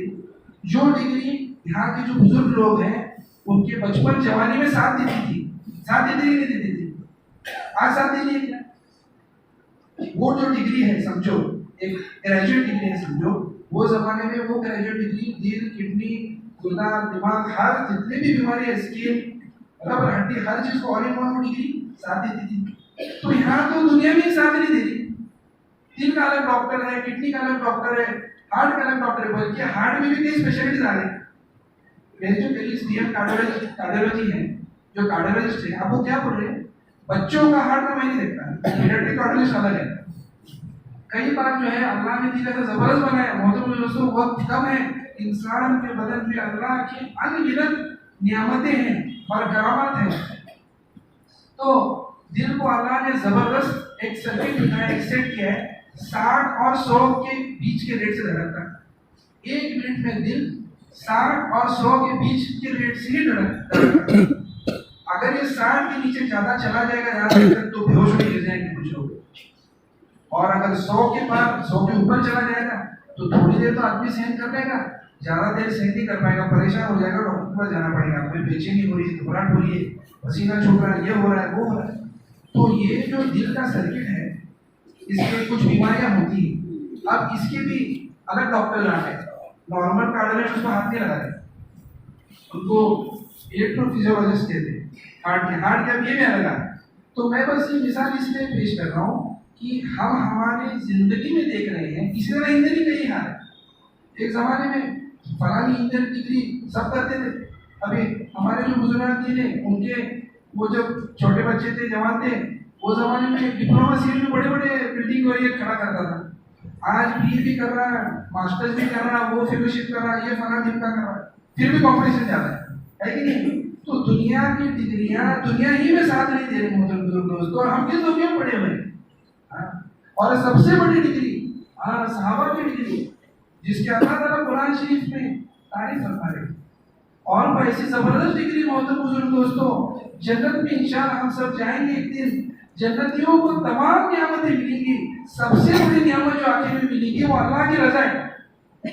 ये मालिक कायनात, ये पूरे सिस्टम का जो खालिक मालिक है रब्बुल आलमीन है, ये जो है तमाम जितने भी जन्नती रहेंगे उनको दीदार देंगे और ऐलान कर देंगे कि ए जन्नतियों आज से जाओ, मैं तुमसे राजी हो गया तुमसे। तो ये फाइनल जो सबसे बड़ा इनाम है, सबसे बड़ी नियामत जो अल्लाह की रजा है, अल्लाह हमेशा हमेशा के लिए राजी हो जाएंगे। ये इतनी बड़ी डिग्री सहाबा को दुनिया में दी, फिर भी ये सहाबा दुनिया से रोते रोते डरते डरते दोस्तों। जंग बदर का वक्त है, इस्लाम की सबसे पहली जंग है। मदीना के पास जो है सब लोग जमा थे और बस ऐसा जैसे कि आज मीटिंग्स होती है, मुज़ाकरे होते हैं, ऐसी मीटिंग में सब लोग चलती है, ऐलान हो गया कि चलो अल्लाह के रास्ते में चलना है। तो ऐसा ऐलान हुआ कि इतने इलाके में जिनकी जिनकी सवारी हो सवारी को ले लो, इससे दूर अगर सवारी होगी तो सवारी को भी नहीं लेना है। जैसे थे वैसे निकल गए सहाबा, अल्लाह के नबी के ऐसे आशिक थे, ऐसी इताअत थी, जैसे थे वैसे निकल गए। कुछ के पाँव में चप्पल, मतलब फुटवेयर, चप्पल, शूज कुछ नहीं, कुछ फटे पुराने कपड़ों वाले, किसी के पास जंग के लिए जो वेपन्स रखते हैं, हथियार रखते हैं, किसके पास है किसी के पास नहीं है, ऐसे निकल गए। जंग बदर का मकाम यूं ही नहीं मोहतरम दोस्तों, बड़ी कुर्बानी, इस्लाम की पहली जंग है, जाहिर के खिलाफ सहाबा जो है अल्लाह के नबी के साथ में खड़े हुए। अल्लाह के नबी ने फरमाया कि इस्लाम जो है शुरुआती वक्त में अजनबी था और आखिर में भी अजनबी हो जाएगा। वो जब शुरुआत का दौर था, मुसलमान कब थे और जो है जाहिर के खिलाफ, पूरे सिस्टम के खिलाफ अल्लाह के नबी खड़े हुए, सहाबा उनके साथ खड़े हुए, तो अल्लाह ने बदरी सहाबा को जबरदस्त मकाम दिया। आज भी होते बुजुर्ग दोस्तों, दीन दुनिया से मिट रहा है, आज जो है दीन अजनबी हो रहा है। आज भी जो अल्लाह के नबी के रास्ते पर चलेगा, दीन ये अजनबी दीन, ये दीन इसको अपनाएगा मोहतरम बुजुर्ग दोस्तों, अल्लाह ताला जबरदस्त इनाम देंगे। तो मैं अर्ज कर रहा था मोहतरम बुजुर्ग दोस्तों, जंग बदर का वक्त है और सहाबा जाहिर के खिलाफ, हालांकि अपने अकल क्या की थी, जंग के लिए जा रहे, पूरी तैयारी चाहिए, खा पी कर जाएंगे, तोशा लेके जाएंगे, सब हथियार चाहिए, घर में पूरा भर के जाएंगे, हथियार को तेज करके जाएंगे। अगर सोचो, सब लोग गौर करो, अब अगर जंग को जाए तो कितने तैयारी से जाएंगे, ऐसे जाएंगे तो नहीं जाएंगे, अरे जंग को जा रहे, यूं ही खड़ गया, लब्बैक कहा, चल दिए, धूप में चल रहे, सवारियां भी नहीं है एडिक्वेट जितनी चाहिए होती, सवारी भी नहीं है। सहाबा कहते थे 3-3, 4-4 लोगों के बीच में एक सवारी थी, घोड़े ऊंट, हम बारी बारी से बैठते थे, अल्लाह के नबी बैठते, अल्लाह के नबी के साथ 2 सहाबा थे, आप सल्लल्लाहु की बारी आती, कुछ देर आप सल्लल्लाहु बैठते, फिर ये बैठते, फिर वो बैठते। इकराम में सहाबा ने कहा, या अल्लाह के नबी आपका मर्तबा इतना ऊंचा है, हम चलते थे, आप बैठो। हम बोलते ना इकराम, आज इकराम होता ना अल्लाह के दीन की मेहनत की निस्बत में, यहाँ इकराम होता ही नहीं होता, वरना हम इसके लायक नहीं है बहुत बुजुर्ग दोस्तों। अल्लाह अगर अंदर की गंदगी, अंदर का सड़ा, हमारे गुनाह को जाहिर करते तो लोग नजदीक में नहीं लेंगे। ये दीन की मेहनत की बरकत है जो अल्लाह ने दिलों में मोहब्बत डाली, वरना कौन मुझको पूछता है। अब 15 दिन पहले का आपको कारगुजारी बता रहा हूँ, हमारे मस्जिद के पुराने साथी थे और उनका इंतकाल पूना में हुआ, क्योंकि अक्सर जिंदगी का हिस्सा मस्जिद में गुजारी थी, मस्जिद से लगाव था। देखो मस्जिद और ये गंदे की रिश्ता कितना बड़ा होता है, मौत के बाद भी रहता है। तो वसीयत कर गए मुझे मेरा कफन दफन शामली में होगा, इंतकाल पुना में होगा। रात को फोन आया कि मैयत आ रहे, फौरन ये कलमे का रिश्ता इतना मजबूत है मोहतरम दोस्तों, तमाम अजला जमा साथी हरकत में है। कोई बोला खाने में इंतजाम करूंगा, कोई गाड़ी का, कोई एम्बुलेंस का, कोई बोला ये करूंगा, कोई वो करूंगा। फोन में उसको बोले कब आ रही मैया, कहाँ तक पूछे, 10 बार फोन, परेशान हो। फिर मैंने फोन किया, मैं बोला कि अभी रात हो गई है तो फजर तक थोड़ा निजाम करेंगे और फजर के बाद जनाजे नमाज पढ़ के करेंगे, दफन आगे जो भी है। कई लोग चाहने वाले वो भी आना चाहते हैं, मुझे बहुत से लोग फोन करे। तो बेटा मुझे ये कहने लगा एम्बुलेंस करके आया हूँ, पर आवर चार्जेस है, हर घंटे का रेट तय है, हमें आना है, 1-2 घंटा एम्बुलेंस को खड़ा करूंगा, दफन करो, निपटाओ में जाना। तो 1 सेकंड के लिए मैं थोड़ा सा चुप हो गया। तो मोहतरम बुजुर्ग दोस्तों, ये दुनिया की हकीकत है। थोड़ी देर पहले करोड़ों का मालिक, जबरदस्त जायदाद का मालिक, आज जो है उसके मैयत को तक लोग आने तक उतना भी पैसा डालने को तैयार नहीं है। हम जिस धोखे में पड़े मोहतरम बुजुर्ग दोस्तों, मेरा माल, मेरी दुनिया, मेरे डिग्री, मेरा होता है मोहतरम बुजुर्ग दोस्तों। इसलिए अल्लाह ने भी फरमाया ना कि हाँ, हमारे बुजुर्ग ने दी कई बार जो है बारह बात कहते हैं कि इंसान कहता है मेरा माल, ये जो है हम मालदार नहीं, माल के रखवालदार है। बस ये अमानत के तौर पे एक कस्टडियन थोड़ी देर संभालने के लिए दिया। ये तो दूसरों का, तो वारिसों का, हमारा नहीं है, बल्कि जो आखिरत में बेचते हैं वो हमारा माल। तो मुझे उसने ऐसा कहा, फाइनली बड़ी मुश्किल से उसको बोला मौलाना नहीं मिल रही जनाजे की नमाज पढ़ने, तो वो रुका फजर। और फजर नमाज पर फौरन जो है ये क्या रुकने को तैयार। तो ये हाल है मोहतरम बुजुर्ग दोस्तों, कोई किसी को पूछने को तैयार नहीं, दुनिया का हाल है। एक बार आप सल्लल्लाहु अलैहि वसल्लम के पास एक सहाबी आए और जो है अपनी तंगदस्ती की, अपनी परेशानी की, अपने कर्ज की शिकायत की। तो अल्लाह के नबी फरमाने लगे, जाओ उस्मानी गनी के पास जाओ और उसको कहो कि अल्लाह के नबी ने भेजा है और ये ऐसा सा हाल है। वो गया, उस्मान गनी रज़ियल्लाहु अन्हु, छोटे छोटे घर के सब सहाबा के, ऐसे बड़े बड़े मकानात, बड़ी बड़ी इमारतें, ऐसा नहीं था। अल्लाह के नबी ने फरमाया सबसे बदतरीन माल वो है जो बड़े बड़े मकान की तामीर के लिए, कंस्ट्रक्शन के लिए इस्तेमाल हो। इसलिए सहाबा के घर छोटे छोटे थे। तो गए, तो छोटा सा घर था, बाहर आवाज आ रही थी, यहाँ बीच बीच में बातचीत चल रही थी। बीवी कह रही कि मुझे दोनों बीच में बहस चल रही थी। तो हज़रत उस्मान रज़ियल्लाहु अन्हु अपने बीवी से कह रहे कि तूने इतनी देर चिराग क्यों जलाया? चिराग तूने ऐसा बिना जरूरत के जलाया, जिसकी वजह से इतनी देर तक ये चिराग जला और इतना तेल जाया हुआ। तो ये साहबी परेशान, मुझे तो इतने दिरहम चाहिए कर्जा मेरा फेंटने के लिए, और यहाँ तो चिराग के तेल भी इतना ये चल रहा है, आदमी फिर क्या बात करेगा? वो सब चले गए वापस। फिर बाद में मस्जिद में अल्लाह के नबी को दिखे, अल्लाह ने नबी पूछा क्या हुआ, मेरे भैया का काम हुआ? फिर उन्हें यूँ काम हो जाएगी कि मैं गया था और वहाँ यह हाल था कि चिराग के तेल पर, तो फिर मैं मायूस होकर आ गया। तो उन्होंने कहा कि तुम जाओ वापस और उधर ध्यान मत दो, तुम कहना कि आप सब अल्लाह के नबी ने भेजा है। गए उस्मानी गनी रज़ियल्लाहु अन्हु के सामने बात रखी। हज़रत उस्मान गनी कहने लगे कितना, 2000 दिरहम गए अंदर, ले गए, फौरन दे दिया। पहला कहना था इतना देर क्यों लगा, इस बस इतना कहना कि अल्लाह के नबी ने भेज दिया। हाँ, इस देखो आप सल्लल्लाहु अलैहि वसल्लम की एक बात पर फौरन जो है इतना बड़ा, तो 2000 दिरहम अभी के करेंसी में कई लाख रुपए बनेंगे। वो सहाबी परेशान, वो कहने लगे कि थोड़ी देर पहले तो ये हाल था, अभी ऐसा क्यों है?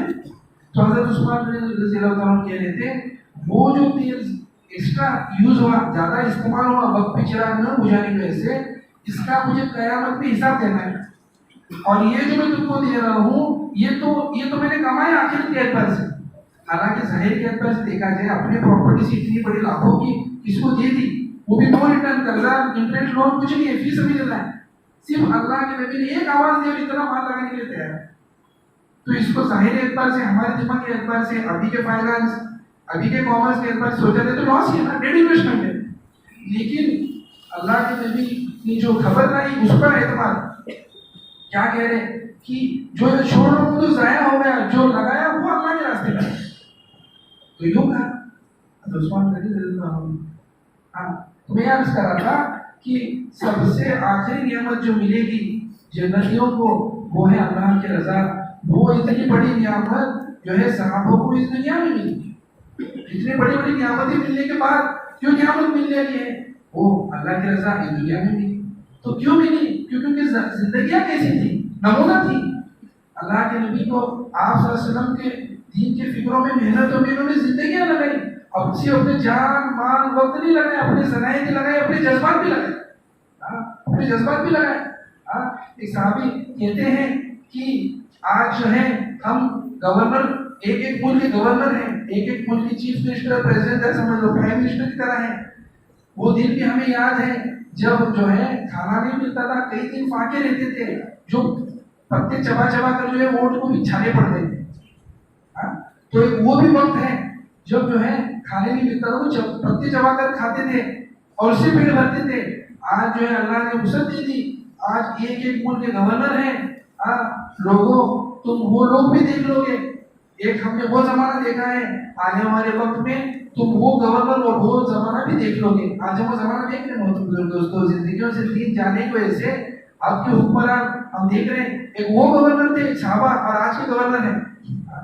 हज़रत उमर रज़ियल्लाहु अन्हु के वक्त में जो है रियाया ही दरबार में आप रज़ियल्लाहु ताला अन्हु अमीरुल मोमिनीन थे, खलीफा थे, उनके सामने शिकायत करने लगी कि ये फलाने इलाके से आए हैं, यहाँ ये गवर्नर है, इनकी जो है 3 शिकायतें हैं हमारी। पहली शिकायत तो ये है कि ये फजर के नमाज के बाद जो दरबार बैठता है उस पर लेट आते हैं। तो दरबार में हम अपने हाजतें, तकाजे, परेशानियां, जो भी कोर्ट में केस ये टाइप में रहेगा वो, उसमें हम आते हैं तो हमको ताकि रहते हैं, वो बैठे रहते लेट आते हैं। दूसरा ये कि जुमा की नमाज ये पढ़ाते हैं, तो जुमा की नमाज में भी अक्सर देर से आते हैं, जिससे नमाज में ताखिर हो जाती है कभी कभी। और तीसरी शिकायत यूँ कहने लगे कि इनको बीमारी है मिर्गी की, कई बार ये बेहोश होते हमने देखा है, बेहोश होकर पड़े रहते हैं, तो हमको जो है इसका सही इलाज नहीं करते। तो ये हमारे गवर्नर है, तो ये सही से इलाज करने को तैयार नहीं, फिर हमारा क्या ख्याल रखेंगे? हमारी गवर्नरी और हमारा एडमिनिस्ट्रेशन कैसे देखेंगे? तो ये 3 शिकायत लेके वो रियाया हज़रत उमर रज़ियल्लाहु ताला अन्हु के पास आई। अब हज़रत उमर रज़ियल्लाहु ताला अन्हु ने वो गवर्नर को बुलाया और ये पूरा मामला बताया। वो गवर्नर कहने लगे, आज तक तो है ये मेरा मामला मेरे और अल्लाह के बीच था, लेकिन क्योंकि आप अमीरुल मोमिनीन हो, आप पूछे तो मुझे बोलना पड़ेगा। सबसे पहले ये कहने लगे कि मैं गवर्नर होने से पहले भी मेरे पास कोई खादिम नहीं था, कोई नौकर चाकर, कोई केयर टेकर, कुछ भी नहीं था। मैं गवर्नर होने के बाद भी मेरे पास कुछ नहीं है। मैं और मेरी बीवी दोनों मिलकर खाना पकाते हैं। मैं आटा गूंथता हूँ, वो रोटी बनाती है, तो इसकी वजह से कभी कभी जो है मुझे सुबह दरबार में आने के लिए लेट हो जाता है। ये किसकी बात है? ये किसके कारण हो रहा है भाई? उस इलाके के गवर्नर की बात कह रहा हूँ। और आज का इंटेलेक्चुअल, आज का डॉक्टर, आज का इंजीनियर, आज का वकील, आज का ऑफिसर अपने आप को क्या समझ रहा है? वहाँ वो जमाने के गवर्नरों का ये हाल था, तभी तो इनको हमसे भी आला दर्जे की सबसे बड़ी डिग्री मिली, जो इस दुनिया में भी चलेगी और आखिरत में भी चलेगी, हमेशा हमेशा चलेगी। तो दूसरा यूं फरमाया कि जुमा के दिन जो है मेरे पास गवर्नर होने से पहले भी एक ही जोड़ा था कुर्ता, अब भी मेरे पास एक जोड़ा है। जुम्मा के दिन मैं उसको धोता हूँ, सुबह सुबह सुखाने रखता हूँ। कभी कभी वो वक्त पे सूखता नहीं है, देर से सूखता है, तो मैं वो डाल के जुम्मा पढ़ाने आता हूँ, तो उसकी वजह से देरी हो जाती है।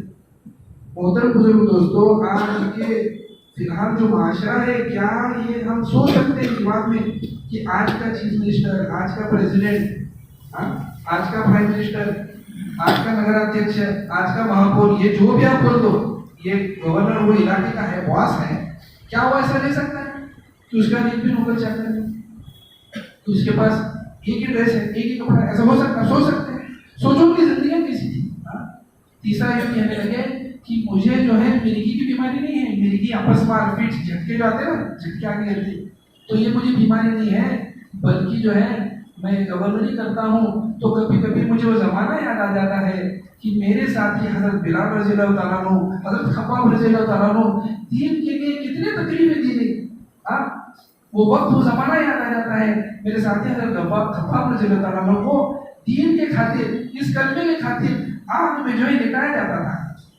मेरे साथी हजरत खब्बाब के खून से, पसीने से, चर्बी से आग बुझती थी, शोले बुझते थे, घसीटा जाता था। उसकी कमर का क्या हाल था, ये मेरे साथी का हाल वो मुझे याद आता है। मेरे साथी हजरत बिलाल रज़ी अल्लाह अन्हु को मुझे हाल याद आता है दीन के खातिर मोहतरम बुजुर्ग दोस्तों, वो दिन जो मिट रहा है माशरे से, वो दिन इनके खून पसीने से सींचा है मोहतरम बुजुर्ग दोस्तों। मेरे साथी इनको उल्टा लगता कर आग की धूली दी जाती थी। मुझे वो जमाना याद आ जाता है। आज अल्लाह ने फराकी दी थी, वसअत दी थी, माल दे दिया, हम इलाके के गवर्नर हैं, पूरा निजाम अल्लाह के फजल से हमें मिला है। लेकिन वो जमाना याद आ जाता है मोहतरम बुजुर्ग दोस्तों, तो कहते हैं ऐ अमीरुल मोमिनीन, वो जब वो नजारा मुझे याद आ जाता है तो मैं उसको ताप नहीं कर सकता, मैं बेहोश होकर गिर जाता हूँ। मोहतरम बुजुर्ग दोस्तों, आज आप खाकर में सुना रहेगा कोई सख्त बुरी खबर अगर सुनाई थी, किसी का इंतकाल हो गया, कुछ हो गया, तो कुछ लोग बेहोश होकर गिर जाते हैं जो ज्यादा जज्बाती रहते। सोचो कि उनके दिल के जज्बात क्या थे। इसलिए मैंने अर्ज किया कि साहबा ने सिर्फ जान माल वक्त नहीं लगाया, अपने जज्बात को भी लगाया। जबरदस्त कुर्बानी थी। आप सल्लल्लाहु के 2-2 मिनटों का तलाक हुआ है। इन लोगों ने जो है बहुत जबरदस्त कुर्बानी, बहुत दोस्तों, कयामत तक जो है उसका कोई एग्जाम्पल कोई बदल नहीं है, उसकी कोई मिसाल नहीं है। तो ये दीन जो है आज जो है मिट रहा है मोहतरम दोस्तों, कौन इसे अपनाएगा? ये कैसे यतीम बच्ची की तरह कौन उसको नजदीक लेगा मोहतरम दोस्तों? तो अल्लाह उस पर कैसे जबरदस्त अजर देंगे। तो मैं ये अर्ज कर रहा था कि ये जो जबरदस्त डिग्री है रज़ी अल्लाहु अन्हुम व रज़ू अन, ये सबसे जबरदस्त बड़ी डिग्री, सबसे बड़ा क्वालिफिकेशन अल्लाह को जो पसंद है वो जन्नतियों को सबसे एंड में दिया और इन लोगों को सबसे पहले दी। और ये क्यों थी? जैसे कि बदर का वाकया कह रहा था कि बदर की जंग है, सहाबा जाहिर के एतबार से कुछ भी नहीं है, कोई चीज कोई असबाब नहीं। कई लोग ऐसे थे जो अनट्रेंड थे, उनको जंग या तलवारबाजी कुछ भी आते, ऐसी चलती थे। और ये चलती है सामने 1000 लश्कर जो आदमी थी, 1000 लोग थे उसमें, नई मामा ने उनके पास घोड़े, साजो सामान, जेरा, तलवारें, हर चीज है।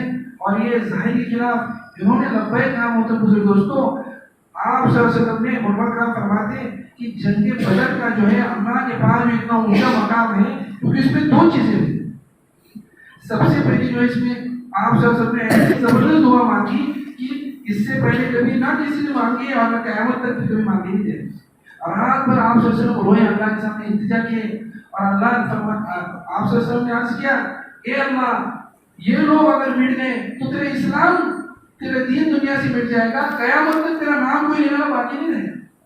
ये जो दुआ की है, ये जो स्टेटमेंट, ये जो आप सबने फरमाया, ये कभी किसी ने बोला नहीं और कयामत तक कोई बोलने लगा भी नहीं। ऐसा जबरदस्त, ऐसी जबरदस्त दुआ की।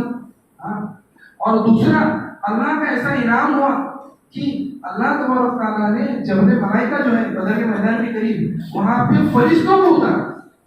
कभी फरिश्ते जंग में नहीं उतरे, क्या डायरेक्ट फरिश्तों को उतारा। जंग बदर के बाद एक जो है सहाबी, एक गैर ईमान वाले को, मुशरिक को पकड़ के ला रहा था। ये दुबला सीधा साधा सहाबी, फटे वाला कपड़े वाला दुबला, तबीयत से कमजोर, और वो एक तगड़ा पहना था, उसको पकड़ के ला रहा था। तो पूरे सब लोग देखने लगे कि इसको लेके आ रहा है।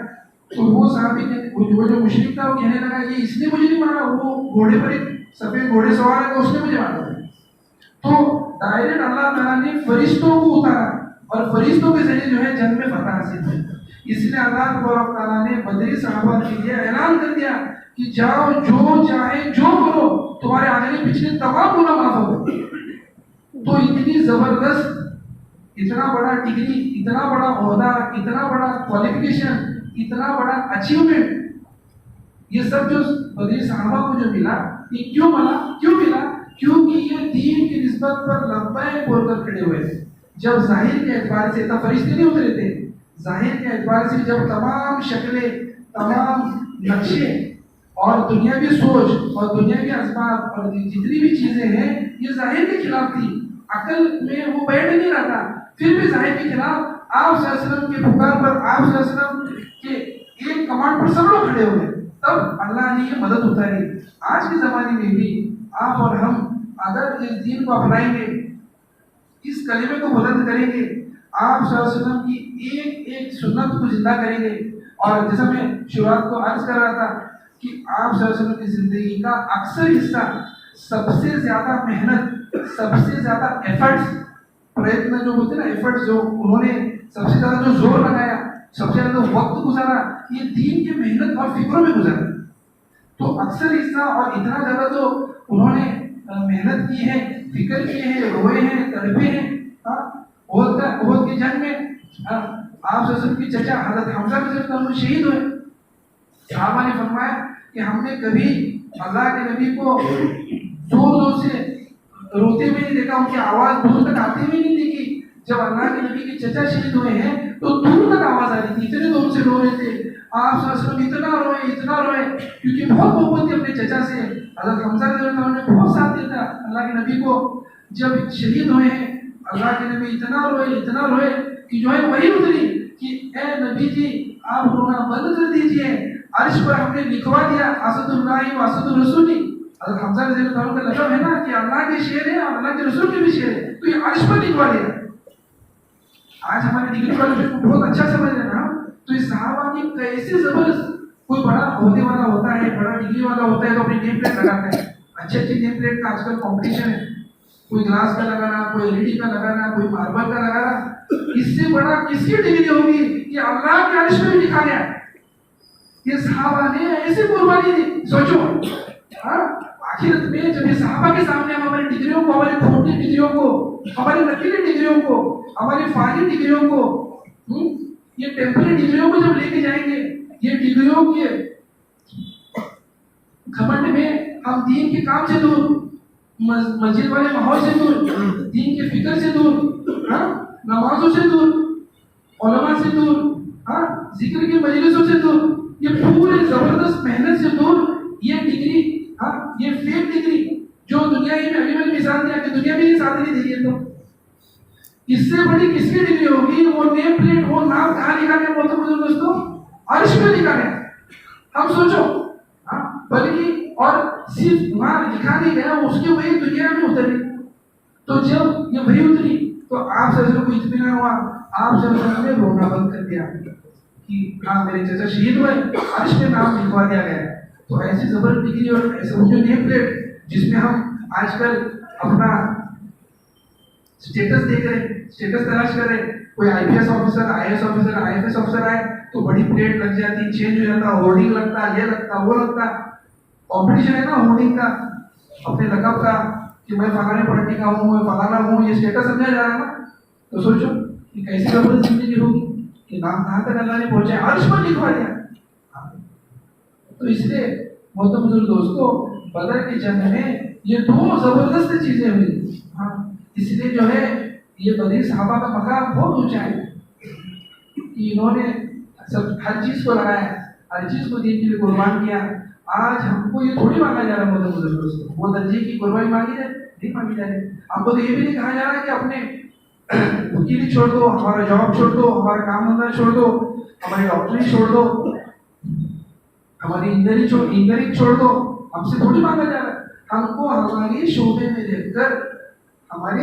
रहकर दीन को जिंदा करना है। जिस तरह एक डॉक्टर है, हॉस्पिटल में है, मेडिकल कॉलेज में है, एज ए लेक्चरर या टीचर के तौर पे समझो, या अपने क्लिनिक डिस्पेंसरी में है। आज इन लोगों को, इन तबके को कैसी अल्लाह की तरफ से जबरदस्त सहूलत है। आज जैसे कि प्रोग्राम के लिए दावत चली, एक घर पे 3-3, 4-4 बार जाना पड़ा, ज्यादा बार भी जाना पड़ा हो, कहाँ है सो ले, कहाँ है खा ले, कहाँ है उधर नहीं, है ना, बराबर होता। अल्लाह ने इन लोगों को ऐसा जबरदस्त मुकाम दिया कि उम्मत चलकर उनके पास आ रही, आती नहीं आती, बिल्कुल आती। अगर ये तबका, ये पढ़ाने का तबका, ये जो प्रोफेशनल लोग हैं, है ना, कि उम्मत चल करके डॉक्टर के पास भी आती, उम्मत खुद होकर चल करके वकील के पास भी आती। अगर घर बनाना है तो डिजाइनिंग के लिए, आर्किटेक्चर प्लान के लिए आर्किटेक्चर पास आ रही, इंजीनियर पास आ रही नहीं आ रही। अगर कोई अफसर है, कुछ काम है, कोई सर्टिफिकेट निकालना है, कोई सरकारी मुलाजिम है, तो उम्मत चल करके आ रही नहीं आ रही, बिल्कुल आ रही। बस ये तबका, ये पढ़ाने का तबका, ये इंटेलेक्चुअल तबका अगर दीन पर जम जाए, इसकी जिंदगी में सुन्नतें जिंदा हो, इसकी जिंदगी में उम्मत का दर्द पैदा हो, इसकी जिंदगी में अल्लाह की पहचान पैदा हो, अल्लाह का डर पैदा हो, इसकी जिंदगी में नमाजों का एहतमाम आ जाए, इसके होठ इसके जबान जिक्र से ताज़ा है, हाँ, तो खुद ही दावत बन जाएगा। बनेगा कि नहीं बनेगा? बिल्कुल बनेगा। बहुत दोस्तों, इस उन्वान पर यहाँ कोई तबका या कोई खवास ऐसा कुछ नहीं है।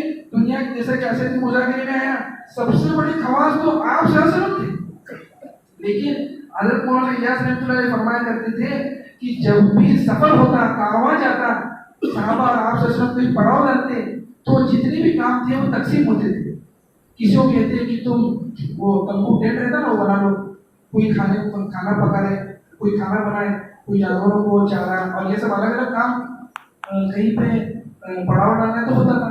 तो वो जमाने में सबसे जो मेहनत का काम रहता था वो जंगल से लकड़ियां तोड़ करके लाना। तो ये सबसे मुश्किल जो काम था वो कौन करते पता है? आप सब करते, अल्लाह के नबी करते थे। तो यहाँ खवास या फिर कोई स्पेशल स्टेटस ऐसा नहीं है, बल्कि एक शुरुआत को एक उन्वान पे जोड़ना है कि ये तबका दीन से दूर है, अपने मकसद हयात को भुला चुका है, अपने रब को भुला चुका है। ये अल्लाह ही तो थे ना जिसने सही सलामत बनाया, वरना कहीं की कितनी हंसी हो जाती। कई बार हमारे पास बच्चे आते हैं, मैं न्यूरोलॉजिस्ट हूँ, मेरे ऊपरी में आते हैं मासूम बच्चे को लेकर, ये 5 महीने का बोले अभी तक गर्दन नहीं पकड़ा। बच्चे को हम उल्टा ऐसा पकड़ते हैं, 2 महीने में गर्दन थोड़ी देर पकड़ता छोड़ देता, इसको माइलस्टोन बोलते हैं। समझ लेना, तो उल्टा लेटा दिया, उल्टा से पकड़ा तो 2 महीने का होता था, थोड़ी देर पकड़ता छोड़ता है, इसको टेम्पररी होल्डिंग ऑफ नेक बोलते हैं। गर्दन पकड़ता छोड़ देता, कोई बच्चा नहीं होता चेक करना, और 3 महीने में लगातार पकड़ने लगता। अगर ये लेट हो जाए तो ये बीमारी आसपास के माशरे में देखते नहीं, मत बच्चे बहुत मुंह खोल रहे, उसको कोई सुध होते नहीं, कपड़ों में पेशाब पाखाना करना, हाथ पाँव दे रहे हैं, झटका। खैर अल्लाह इबरत के लिए ऐसे भी हमारे पास कुछ लोग ऐसे पैदा हो जाते हैं, अल्लाह आखिरत में अजर देंगे बेशक, और उनके माँ को भी अजर देंगे, वो बेचारे परेशानी सहन कर। लेकिन मैं इसलिए यहाँ कह रहा हूँ कि अगर हमारे माइलस्टोन डिलेड होते, 2 महीने में हम गर्दन, 3 महीने में हम गर्दन ना पकड़ते, 6 महीने में हम ना बैठते, 1 साल में खड़े नहीं होते, चलते नहीं, मामा पापा ये वक्त पर ना कहते, अगर हम मतिमंद होते तो काहे की डिग्री काहे का क्या। तो अल्लाह ने वो पूरा जबरदस्त निजाम दिमाग में चलाया, तब जाकर पूरे माइलस्टोन जो वक्त पर होना है वो सही से हुआ, तभी तो वो शऊर हासिल हुआ, तभी तो डिग्री हासिल हुई, तभी तो ग्रेजुएशन पोस्ट ग्रेजुएशन हुआ, तभी तो कारोबार करने के लायक रहे। उसमें भी रोजी बरकत अल्लाह ही नहीं दी। तो कई लोग हैं ऐसे, इनकी प्रैक्टिस नहीं चलती, अल्लाह होता है, सुनते हैं ना, जरूरी नहीं कि हर से हर इंडस्ट्री चले, ऐसा रहता है नहीं रहता। तो ये तमाम ग्राहक को कौन बेचता? अल्लाह ही तो बेचते हैं। रोजी का मालिक कौन है? कुरान में अल्लाह फरमाते हैं पूरी दुनिया में जितने भी जिंदा जितने भी कायनात है, तमाम को रोजी हम पहुंचाते। कौन पहुंचाता? अल्लाह पहुंचाते। तो ये पूरे सिस्टम को कौन चला रहा है? हम खुद सोचिए। ये जो माइलस्टोन्स वक्त पर आए तो अल्लाह इसने कई बार इबरत के लिए कुछ ऐसे हम हमारे भी जैसे लोग रहते तो उनको देखकर जो है इबरत हासिल कर रहे हैं कि अगर अल्लाह ऐसा बनाता तो ये जो इंटेलेक्चुअल है, ये जो बुद्धिजीवी है, ये जो डिग्री ओहदे के रखने वाला है, ये जो मालदार है, जो इसकी पकड़ में और एक धोखे में और एक गलत इसकी ये कंसेप्ट है कि ये काम तो मेरा है ही नहीं। हम भी पहले इसे समझते थे कि काम हमारा नहीं है। ऐसा नहीं है बोलते बुजुर्ग दोस्तों, बल्कि ये काम हर कोई कर सकता है, आसान है। खुद हमारे मेडिकल कॉलेज में पहले कुछ फिक्र मेहनत नहीं होती थी। कुछ लोग आए बेचारे मजबूर जमात के लोग मिले, ऐसी कहने लगे कि हाँ ये मैं महाराष्ट्र के सबसे बेस्ट मेडिकल कॉलेज की कारगुजारी बता रहा हूँ कि ये महाराष्ट्र के सेंट मेडिकल कॉलेज है महाराष्ट्र का एक वर्ग जो 10वीं बोर्ड 12वीं बोर्ड में आता, जो एकदम क्लीन क्लियर है। दुनियावी जहन के हिसाब से राज्य प्रज्ञाशोध परीक्षा, राष्ट्रीय प्रज्ञाशोध परीक्षा, ओलंपियाड, ये सब जो एकदम बेहतरीन जहन के जो बच्चे हैं वो वहाँ आते। तो यहाँ पे भी वो जिनकी कोई फिक्र मेहनत नहीं थी, जो बच्चे आते थे पढ़ लिख कर मोटे मोटे चश्मे वाले, नमाज से दूर, रोजों से दूर, कोई दीन का कोई तस्वुर ही नहीं। लेकिन कुछ लोग आए, दीन की फिक्र की और कहने लगे कि आपके तबके में भी दीन की फिक्र हो। वहाँ जो नजदीक मस्जिद थी वहाँ पे मजमा जमाते थी, दीन की फिक्र नहीं होती थी। ये बेचारे कुछ लोग आए, हमको ले गए और एक सीधा साधा मकान था, रूम भी नहीं था उसमें, पैसेज में ही चटाई बिछाकर तालीम शुरू कर दी। तालीम होती रही, जोड़ते रहे, अल्लाह के फजल करम से मेहनत अच्छी से हुई, उसका अल्लाह ने ऐसा नतीजा निकाला कि जो बच्चे सोसाइटी का क्रीम लेयर, उम्मत का मुस्तकबिल, जो लाखों को लेकर चलने वाला है कल, तो ये भी नमाजी बना, ये भी रोजा रखने वाला बना, ये भी अल्लाह के रास्ते में चलने वाला बना, ये भी अल्लाह के नबी की मोहब्बत में रोने वाला बना। हाँ मोहतरम दोस्तों, ये सब अगर सोसाइटी के बेस्ट, सबसे WHO ने डिक्लेयर किया कि MBBS सबसे दुनिया का सबसे टफ कोर्स है, सबसे मुश्किल कोर्स कौन सा है? MBBS 5.5 साल का, सबसे लंबा भी है, सबसे मुश्किल भी है। तो सबसे मुश्किल कोर्स, सबसे ज्यादा जहाँ मेहनत लगती, हाँ, और सोसाइटी में हर कोई चाहता अगर ये लोग कर सकते हैं तो दूसरे को लोग क्यों नहीं कर सकते? बहुत बड़ा आसान है, कोई मुश्किल नहीं। तो प्रयास करता, इसके नतीजे में हाँ ये लोग भी नमाजी बने, मस्जिद आबाद होने लगी, रोजे रखने वाले बने। पहला तो ये हाल था कि हमको तो मस्जिद का यही मालूम नहीं पड़ा, रोजा तो दूर की बात है, तरावी तो दूर की बात है, मस्जिद सहरी इफ्तार का वक्त दूर की बात है। जब फिक्र मेहनत हुई, मिलने लगे हम लोग, पहला ग्रेजुएट्स में मेहनत होने लगी, फिर पोस्ट ग्रेजुएट MDMS के लोग हैं उनको मिलने लगे, तो बोलता हमको कुछ भी मालूम नहीं, केवल एक तो बोले किबला का मालूम नहीं बोले। फिर फिक्र मेहनत हुई और जोड़ भी होने लगे। ये मजरा जमात, ये सीधे साधे लोग दुनिया में एक बार से मोहतरम बुजुर्ग दोस्तों कुर्बानी दे के लोग चल रहे हैं, सीधे साधे कमा के खाने, कोई बड़ा बैंक बैलेंस नहीं इनके पास, लेकिन मोहतरम बुजुर्ग दोस्तों इनका आखिरत में जो मकाम होगा हम सब देख लेंगे। हाँ सब काम धंधे छोड़ के लोग जो चल रहे हैं अल्लाह के रास्ते में, अपना बिस्तर उठा के, मोहतरम बुजुर्ग दोस्तों उसका जो नतीजा मैं खुद देख चुका हूँ। हाँ और जो है मोहतरम बुजुर्ग दोस्तों भाइयों में भी मेहनत हुई, बहनों में भी मेहनत हुई। वहाँ जो मसरूरात का जोड़ होता था और कुछ बहनों को आपने कहा कि और जिनके पास से वहाँ के आपा का नंबर लिया, इनको बोला देखो ये बहुत नाजुक मामला है, आप बस उनसे रब्ता कायम करो और ये जो मसरूरात का जोड़ होता है आप पहुँच जाओ। इनको ही बोला ये नाजुक तबका है, ये सब पढ़ी लिखी है, दिल से कोसों दूर है, इनके घर में भी दिल का माहौल नहीं, कुछ नहीं, एकदम पूरा। इनको लेके चलो मोहब्बत के साथ, हिकमत के साथ, इनको थोड़ा चाय नाश्ते के इंतजाम करो, हम पैसे देते, ऐसा जरा इनको मोहब्बत से लेकर वो भी चलने की, उनको थोड़ा सा टच करना था, हमसे आगे निकल रही हूँ, उन तक कौन जाएगा?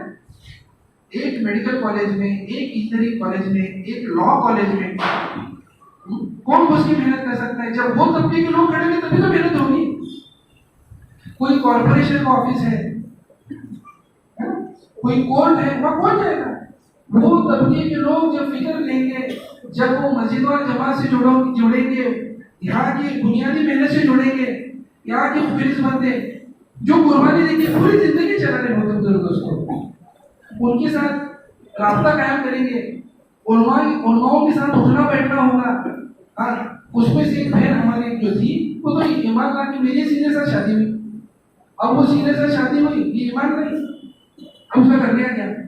तो सीधे मेरे को बुलाया, बोला कि ऐसा सा हमारा निकाह तय हुआ है, अभी ईमान तो नहीं है, लेकिन उसको दीन को सिखाया है, क्योंकि बहुत बुजुर्ग दोस्तों दीन तो पूरी जिंदगी जीने का तरीका है। अब एक डॉक्टर ईमान लाया, अब ये क्या कपड़े डालेगा, पानी कैसा पिएगा, खाना कैसा खाएगा, इसकी तरबियत कैसी होगी, ये बैठेगा कैसा, गुस्ल कैसा करेगा, वजू कैसा करेगा, इसकी प्रैक्टिस कैसी होगी, ये कमाएगा कहाँ से और कहाँ से नहीं कमाएगा, किन चीजों को देखेगा, किन चीजों को नहीं देखेगा, कौन से तरीके की दवाइयाँ लिखेगा, कौन से तरीके की दवाइयाँ नहीं लिखेगा। अभी शाम को मुज़ाकरा वहाँ पर एक डॉक्टर हमारे यहाँ पे हैं, बात बोलने लगे कि मैं नाम नहीं बता, फलाने तरीके की कुछ दवाइयाँ हैं जो काफी मार्केट में, उसमें 90% में शराब मिक्स हो रही है। ये चीजें कब आएंगी? जब तबके में मेहनत होगी तभी आएंगी ना। जब ये तबका उम्मत जोड़ेंगे तभी तो ये बात आएगी, और उम्मत ये दवाइयाँ खाती जा रही है और अल्लाह से दुआ कर रही है। जैसे मैंने अर्ज किया कि अल्लाह के नबी की हदीस से वापस दोहराता हूँ, अल्लाह ने बीमारी और दवा दोनों नाजिल की है। इसलिए नाउम्मीद नहीं होना है, नाउम्मीद होना भी, बड़ा होना भी, नाउम्मीद नहीं होना है। और इसलिए दवाई लिया करो, बला सा कह रहा हूँ, और हराम चीजों से इलाज ना करो। अब शाम को ये बात पता चली कि 90% ये तरीके की दवाइयाँ हैं, इसमें अल्कोहल मिक्स है, अब कैसा शिफा होगी? तो मैं अर्ज कर रहा था कि ये बहन दीन लाई और उनका निकाह तय हुआ, अब इसको कौन सी टाइप की दवाइयाँ लिखनी है, कौन सी नहीं लिखनी है, कौन सी टाइप की टेस्ट कराने हैं, बिना जरूरत की कौन सी टाइप की टेस्ट नहीं कराने हैं, कौन सी टाइप की जरूरत रहेगा वही पेशेंट को एडमिट करना है, कौन सी टाइप की बिना जरूरत के पेशेंट को एडमिट नहीं करना है ना। इस्लाम के मिजाज नहीं है ना, एक रुपये का हिसाब देना है ना, 12 साल की मुकुल उम्र, तो ये सब कौन सिखाएगा इसको। तब वो बहन को लेके बैठे और ये पूरा निजाम और जो पुलिस सिस्टम जो यहाँ की मस्जिद जमात में भी है, अपने शहर में भी है, पूरे आलम में है, पूरे आलम में हर कंट्री में दिन की मेहनत चल रही है दोस्तों। इससे हमारा भी कनेक्शन लग जाए। ये कारोबारी हमेशा में पता है, इसलिए बोल रहा हूँ, वरना मैं ज्यादा ये चीजों को बोलने की चीज नहीं है कि मुझे इन्होंने कहा कि कारगुजारी बताओ तो मैं कह रहा हूँ। तो वो आपा को लेके बैठे, उसको सब सिखाया, सतर क्या है, क्या ढकना है, क्या नहीं ढकना है, ढकने पे क्या मिलेगा, न ढकने पे क्या मिलेगा। गायनेकोलॉजिस्ट थी वो। तो कोई मरीज मुझे बांग्ला में हर चीज बता के गए, मरीज को मिलने की दुआ तक बताए, इंशाअल्लाह, घबराओ मत, इंशाअल्लाह आपको शिफा देगा। ये तमाम दुआ के कितना कितना दीन कितना प्यारा है मोहतरम दोस्तों।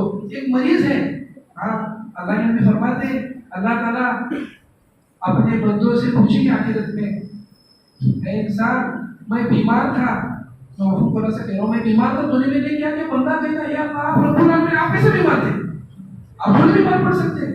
तो मैंने, मेरा बंदा बीमार था, तूने उसके लिए क्या किया, मैं प्यासा था, तूने मैंने क्या किया, तूने मुझे पानी नहीं पिलाया।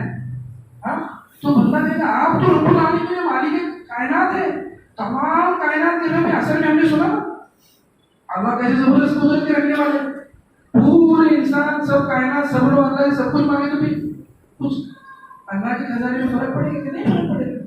तो ऐसे जबरदस्त जात क्या कहे, मैं बंदे में प्यासा था, तुमने मुझे पानी नहीं पिलाया। तो बंदा कहेगा आप ऐसी जबरदस्त जात, आप भी प्यासे हो सकते हैं, मेरा बंदा प्यासा था, तुमने प्यासे नहीं पानी नहीं पिलाया।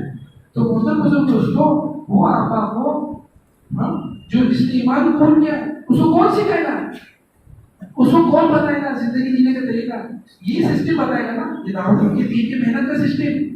अगर हम इससे दूर भागेंगे बुजुर्ग हम नहीं भाग सकते। हाँ, हम मस्जिद से दूर भागेंगे। देखो शुरुआत में मस्जिद से जिंदगी की एंड भी मस्जिद से है कि नहीं है। एटलीस्ट कम से कम इंतकाल होने पर जनाजा तो मस्जिद में लाते ही नहीं लाते, बिल्कुल लाते। नमाज देखो आज हम नमाज से दूर भागेंगे, लेकिन मरने के बाद बगैर नमाज के कब्रिस्तान में दफनाते क्या, नहीं दफनाते। तो हम किससे भागे दोस्तों। और इसके दुनियावी फवाइद में बोल रहा हूँ, आखिरत में तो मैं इसके लायक ही नहीं हूँ, मेरे से ज्यादा यहाँ वक्त लगाए हुए उलमाए कराम मुफ्ती उलमा हजरात भी बैठे, हाँ, मैं इसका ना है हूँ, लेकिन दुनिया में फवाइद इसकी कारगुजारी आपके सामने रख रहा हूँ बुजुर्ग दोस्तों। तो आपका ईमान लाए, उसको लेके बैठे, सब समझाया, दीन पर भी चली, सीखी, खूब चली, बल्कि हिजाब भी करने लगी। आज हमारी बहनें जो है अच्छे अच्छे प्रोफेशनल कॉलेजेस में हिजाब को डालना, सतर को ढकना, इसको कभी माना जाना हल्कापन है, हिकारत है दिल में। बल्कि हमारे मेरे दोस्त डॉक्टर थे, वो बोलने के रिश्ते में मेरा प्रॉब्लम आ रहा, क्यों बोले, तो लड़की बोलती है ये नहीं चल रहा। आज माशा है वो तो मुझे दोस्तों की हकीकत है। तो वो आपा भी आई और वहाँ पे जो है अल्लाह के फजल करम से बुनियादी मेहनत, दस मुलाकात, खुसूसी मुलाकात, जोड़, ये दीनी मुज़ाकरे इसकी बरकत से जो है इतने बड़े मेडिकल कॉलेज में भी जो है दीन की फिक्र जिंदा हुई। और जो है वहाँ नजदीक के साइन हॉस्पिटल है, महाराष्ट्र का नंबर 2 मेडिकल कॉलेज है, और महाराष्ट्र का सबसे हेवीएस्ट हॉस्पिटल है, सबसे ज्यादा मेडिकल हॉस्पिटल आते हैं, क्योंकि उसके पास धारावी है, एशिया की सबसे बड़ी झोपड़पट्टी, उसकी वजह से बहुत बिजी है, बहुत एक्सट्रीम बिजी। तो वहाँ पे भी दीन की फिक्रें हुई, मेहनतें हुई, मशवरात भी, हमारी बहनें वहाँ के जो नजदीक मशवरात का जोड़ होता था उनको जोड़े, हम भाई हफ्ते में हम आपस में हमारे मुलाकातें होती थी, दीन के मुज़ाकरे होते थे, तालीम होती थी, और ऐसा 6 महीना साल में एक जगह जोड़ते थे। तो उस वक्त ऐसा हुआ कि हम सब मेडिकल स्टूडेंट्स बैठे थे। देखो बार बार मुज़ाकरे में बात आती है कि दीन की फिक्र, दीन की मेहनत में हम अपने आप को नहीं लगाएंगे तो अल्लाह ताला ऐसों से काम लेगा कि जिसका हम सोच भी नहीं सकते, अल्लाह गैरों को खड़ा करेगा। तो ये चीज़ हमने खुद इसका तजुर्बा लिया। तो ऐसा हुआ कि नमाज पढ़ने के लिए हमको जगह का तकलीफ हो रही थी, मेडिकल कॉलेज में बहुत पढ़ाई रहती है, इमरजेंसी ड्यूटी या आईसीयू ड्यूटी रहती है तो छोड़ के जाना मुश्किल होता है। इसलिए मेरे हॉस्पिटल में मुसल्ला है, हम लोग जमात से नमाज पढ़ने पढ़ते हैं, मैं मेरे स्टाफ पेशेंट के रिश्तेदार, हमने एक हाफिज भी इमाम करके रखा था। तो वहाँ पे नमाज के लिए मुश्किल होता था, नजदीक मस्जिद थी लेकिन हमेशा आना जाना, कुछ लोग इससे भी कतराते थे। हमने क्या किया कि एक जगह साफ सफाई, एक जन को बोला थोड़े पैसे को साफ सफाई करो, कि इसके पास हमारा जमात से नमाज पढ़ने लगे। तो क्या हमें लगा वहाँ कुत्ता आके बैठने लगा, गंदगी करने लगा। हजरत भी कभी भी वहाँ पढ़ती थी। तो हमारा दुनिया भी गेट टुगेदर हुआ ऑफिस, जैसा भी दीन के उन्वान पे हो रहा है ऐसा दुनिया भी गेट टुगेदर हुआ। ये दीन की फिक्र मेहनतों की निस्बत भी हुआ, सब मुसलमान ही थे और दुनियावी गेट टुगेदर के साथ साथ दीन की भी थोड़ी बात हमने रख दी थी, क्योंकि वो माशरे में एकदम से हम लेबल लगाएंगे तो भाग जाएंगे लोग। आजकल क्या होता है, दीन का अगर लेबल जिस चीज पे लग गया ना उसे इतना भाग रहा है, तेरे जो भाग रहा है। तो उस वक्त जो है तब के डीन को हमने बुलाया था, उस कॉलेज के डीन को बुलाया था। तो हमारे कॉलेज में मैं वहाँ एमडी कर रहा था, मेरे जूनियर में एक लड़की थी, सेकंड या थर्ड इंग्लिश को थर्ड इंग्लिश को गया, वो सिया थी। तो हम सोच रहे थे कैसा बोलना क्या बोलना, तो हम चुपचाप बैठे रहे, दुनिया भी इस बात हुई। अचानक से वो लड़की खड़ी हुई, डीन सर की लड़की, डीन सर आपको एक रिक्वेस्ट है, आपको नमाज पढ़ने में तकलीफ हो रही है, हम जब नमाज पढ़ते हैं कुत्ता आके गंदा करते हैं, हमको नमाज पढ़ने की जगह दो। और अल्लाह ने भी उस बहन को, जिसका ईमान ही मुकम्मल नहीं है, देखो हम सबके लिए गलत है, आज हम इस काम को पराया समझ रहे हैं, तो अल्लाह गैरों से जिसका ईमान ही ईमान है नहीं उसको उससे काम ले रहा है। तो उसके ये फिक्र पर देखो अल्लाह उसके दिल में, जब उसमें हमको भी शर्म आने लगी कि उसको नमाज की कितनी फिक्र है, हमको कितनी फिक्र है नमाज की, लेकिन नहीं। तो उसके कहने पर दीन ने ऑफिशियली, अब भी है वो मुसल्ला, ऑफिशियली मुसल्ला बना के दिया, वहाँ पे हम नमाज भी पढ़ने लगे। जब हमारा हफ्ते वाली मेहनत होती थी, हमारे स्टूडेंट्स को अल्लाह की पिता की बात भी करते थे, मुस्कुरात के बाद नमाज पढ़ने लगी जो हमारी बहनें हैं, और वो भी वहाँ तालीम करने लगी। तो ये सब कारगुजारी आपके सामने कहने का मकसद ये है कि दीन का काम करना ये बहुत आसान है, और इसके जरिए से अल्लाह तबारक व तआला ये जो दुनिया में हमको फायदे नजर आए, हाँ, और इसका आखिरत में भी बहुत जबरदस्त हाजिर देंगे। एक आखिरी बात बोल के बात खत्म करता हूँ। देखिए मोहतरम दोस्तों, कहना सुनना असल नहीं है, इतना भी हम कर ले, असल तो फिक्र और अमल है। मैं 4 महीने जमात में गया था, वादी में, लेह में हमारी जमात थी, तो वहाँ एक देहात था शेख जैसे जीव है, वहाँ पे हमारी जमात रुकी। तो एक मस्जिद में पढ़ा था, तो वहाँ पे नज़दीकी एक मज़ार थी, तो मुझे और फोटो पहचान लेता हूँ, मैं देखा है तो आगे मैं मोहसिन है सलाम कराऊंगा, मुझे बोला ये कौन है, बुजुर्ग बोले, तो वो कहने लगे मोहसिन साहब ये हजरत शाह हमदान रहमतुल्लाह, ये वो बुजुर्ग है जो इराक से है, और एक बार नहीं कई बार है, इनकी जबान, इनका रहन सहन, इनका लिबास, इनकी पूरी लाइफ स्टाइल, इराक में सख्त गर्मी, पूरा डेजर्ट है, वाड़वट है, और हमारे यहाँ का ये बिल्कुल मेल नहीं खाता था, लेकिन ये अल्लाह वाले बुजुर्ग बड़ी कुर्बानी के साथ एक बार नहीं कई बार आए, इन्होंने दावत दी, यहाँ के कुछ लोग ईमान आए। ये जब हमारे वादी में आए थे तो यहाँ पे कई ईमान वाले ज्यादा थे। ये जो वादी है ये मंदिरों की वादी के नाम से पहचानी जाती थी।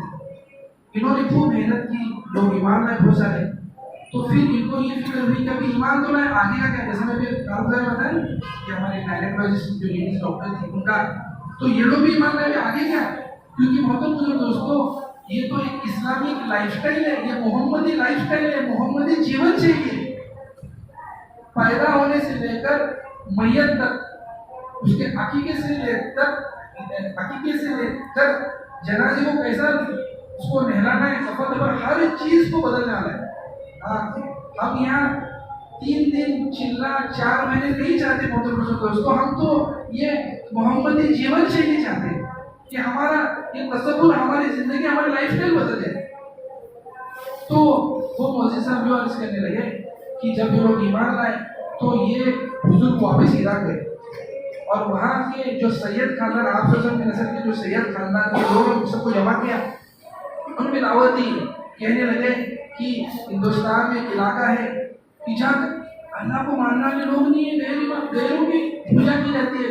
हाँ, गैरों की पूजा की जाती है, ऐसा भी इलाका है क्योंकि वो ईमान में जाते हैं ना। तो ये अभी ईमान लाए हैं, इनको लेके चलना है, इनको दीन सिखाना है। तो तुम में से कौन कौन तैयार है? और ये भी तस्वीर हुई 3 दिन चिल्ला 4 दिन की नहीं दोस्तों पूरी जिंदगी में हुई। तो तब सैयद खानदान के 700 लोग खड़े हुए और इन्होंने दोस्तों 3 दिन, 1 दिन, चिल्ला 4 महीने, असर शीशा ऐसा वक्त लगाया, पूरी जिंदगी लगा दी। तो उन लोगों को लगा मिला सैयद सादात। तो वो मजमा आया, हिंदुस्तान में आया, वादी में आया, ऐसे जमते शिकर की, ऐसी पूरी जिंदगी लगाई। वो अल्लाह वाले दोस्तों, वो मौसी साहब कहने लगे जो मंदिरों की वादी थी वो मस्जिदों की वादी थी। हमारे जमाने जब मेल उतरी, हम लोग 10 के लिए जाते थे, तो मैं बोलता था ड्राइवर जल्दी निकल, दूर है, नजदीक घर 1.5 किलोमीटर दूर। यहाँ तो बस बहुत वीआईपी करने के बहुत इकराम है, बहुत आसानी है। ड्राइवर इतने लोग कह रहे बेचारे 3 दिन लगा उनको साथ दे रहे, हम उसका तारीफ उसके अल्फाज नहीं है। वहाँ यहाँ था कि जब निकलते थे मुलाकात के लिए तो हमको ऐसा सोचते आप लोग इधर जाओ, आप लोग इधर जाओ, आप लोग इधर किधर जाने का, हम लोग अपना इंडियन सिस्टम, महाराष्ट्र की सिस्टम है ना, किधर? तो बोले 2-3 पहाड़ छोड़ के कुछ छोटे छोटे घर दिख रहे हैं ना, वहाँ जाने का। हमारे गाँव में वहाँ एक 6 माह वाले लोग रहते, 6 घर है। निकलने का 1-1.5 घंटे पहाड़ चलते चलते जाने का, मुलाकात करके डायरेक्ट फिर जोर 1:30-2 बजे आ जाने का, बजे के बाद निकले। तो ये लोग आए, उन्होंने फिक्र की मेहनत। हाँ, तो भैया आज करता लेह में जब मुलाकात की जाती तो कहते थे जिस घर पर झंडा है वो बुद्धिस्ट का घर है, वो छोटे से बीमार वाले। ठीक है, 1.5-2 महीना जमात रही, फिर कारगिल में है, कारगिल में एक बार वापस निकले, ड्राइवर को पूछे कोई ईमान वाले, वो कहने लगे जहाँ तक नजर जाएगी सब ईमान वाले हैं। अब आप जो इलाके में आए बस उतना ही एरिया पैरों का है। अब इसके आगे जहाँ पे जमा जाएगी उसको लोग हमको पता है, जिधर जहाँ नजर जाएगी जिसे मिलोगे हर कोई ईमान वाला है, फिर भी मस्जिद से दूर है। आप आके देखोगे 100% ईमान वाली मस्जिद वाले नहीं आता। तो मैं अर्ज कर रहा था कि वो जो सैयद सादात 700 लोगों का मजमा आया, यहाँ का हो गया, सिर्फ वादी में नहीं रहा, पूरे हिंदुस्तान में बिखर गया। मतलब उस दोस्तों उन्होंने जिंदगियां लगाई। इसलिए मैं बोल रहा हूँ कि हम जो है यहाँ 1 घंटा, 1 दिन, 3 दिन चिल्लाने के लिए पूरी जिंदगी चाहते। और इन्होंने अपने आप को लगाया और पूरे हिंदुस्तान में, महाराष्ट्र में भी उनकी खबरें हैं, वो अल्लाह वालों की, वो सैयद सादात है। तो आखिरी बात आपसे अर्ज कर रहा था, मतलब दोस्तों आप सबसे दरख्वास्त है, यहाँ इंटेलेक्चुअल तबका है, इसको लंबी चौड़ी तकरीरें, वाज बयान, मिसालों की जरूरत नहीं है, समझदारी के लिए इशारा काफी है। ये एक सदर का यहाँ तबका जमा हुआ है। सब साथियों से ये इल्तिजा है, ये रिक्वेस्ट है, विनती है कि हम हर कोई जो है अपना मुहासबा, आत्मचिंतन करके अपनी जिंदगी को बदले। हाँ, और इसलिए ये इसी उन्वान पे हम यहाँ आए हैं, हमारी जमात आई है। 3 दिन हम लोग थे, हम जो ऐसा अल्लाह के रास्ते में निकले, हम में से हर कोई निकले। ये एक दिन, 3 दिन, चिल्ला 4 महीने समझ में नहीं आएगा, पूरी जिंदगी लगाना पड़ेगा। तो सब साथी कोशिश करते हैं इंशाल्लाह।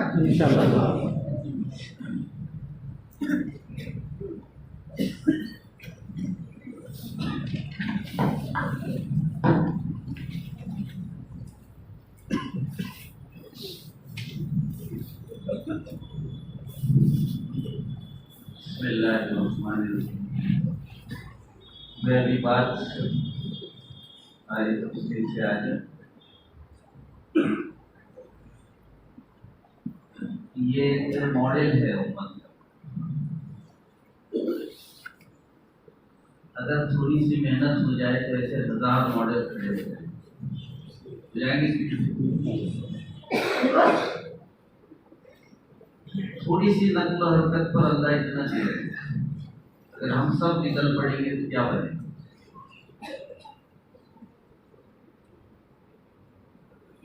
और अल्लाह का बहुत बड़ा एहसान है,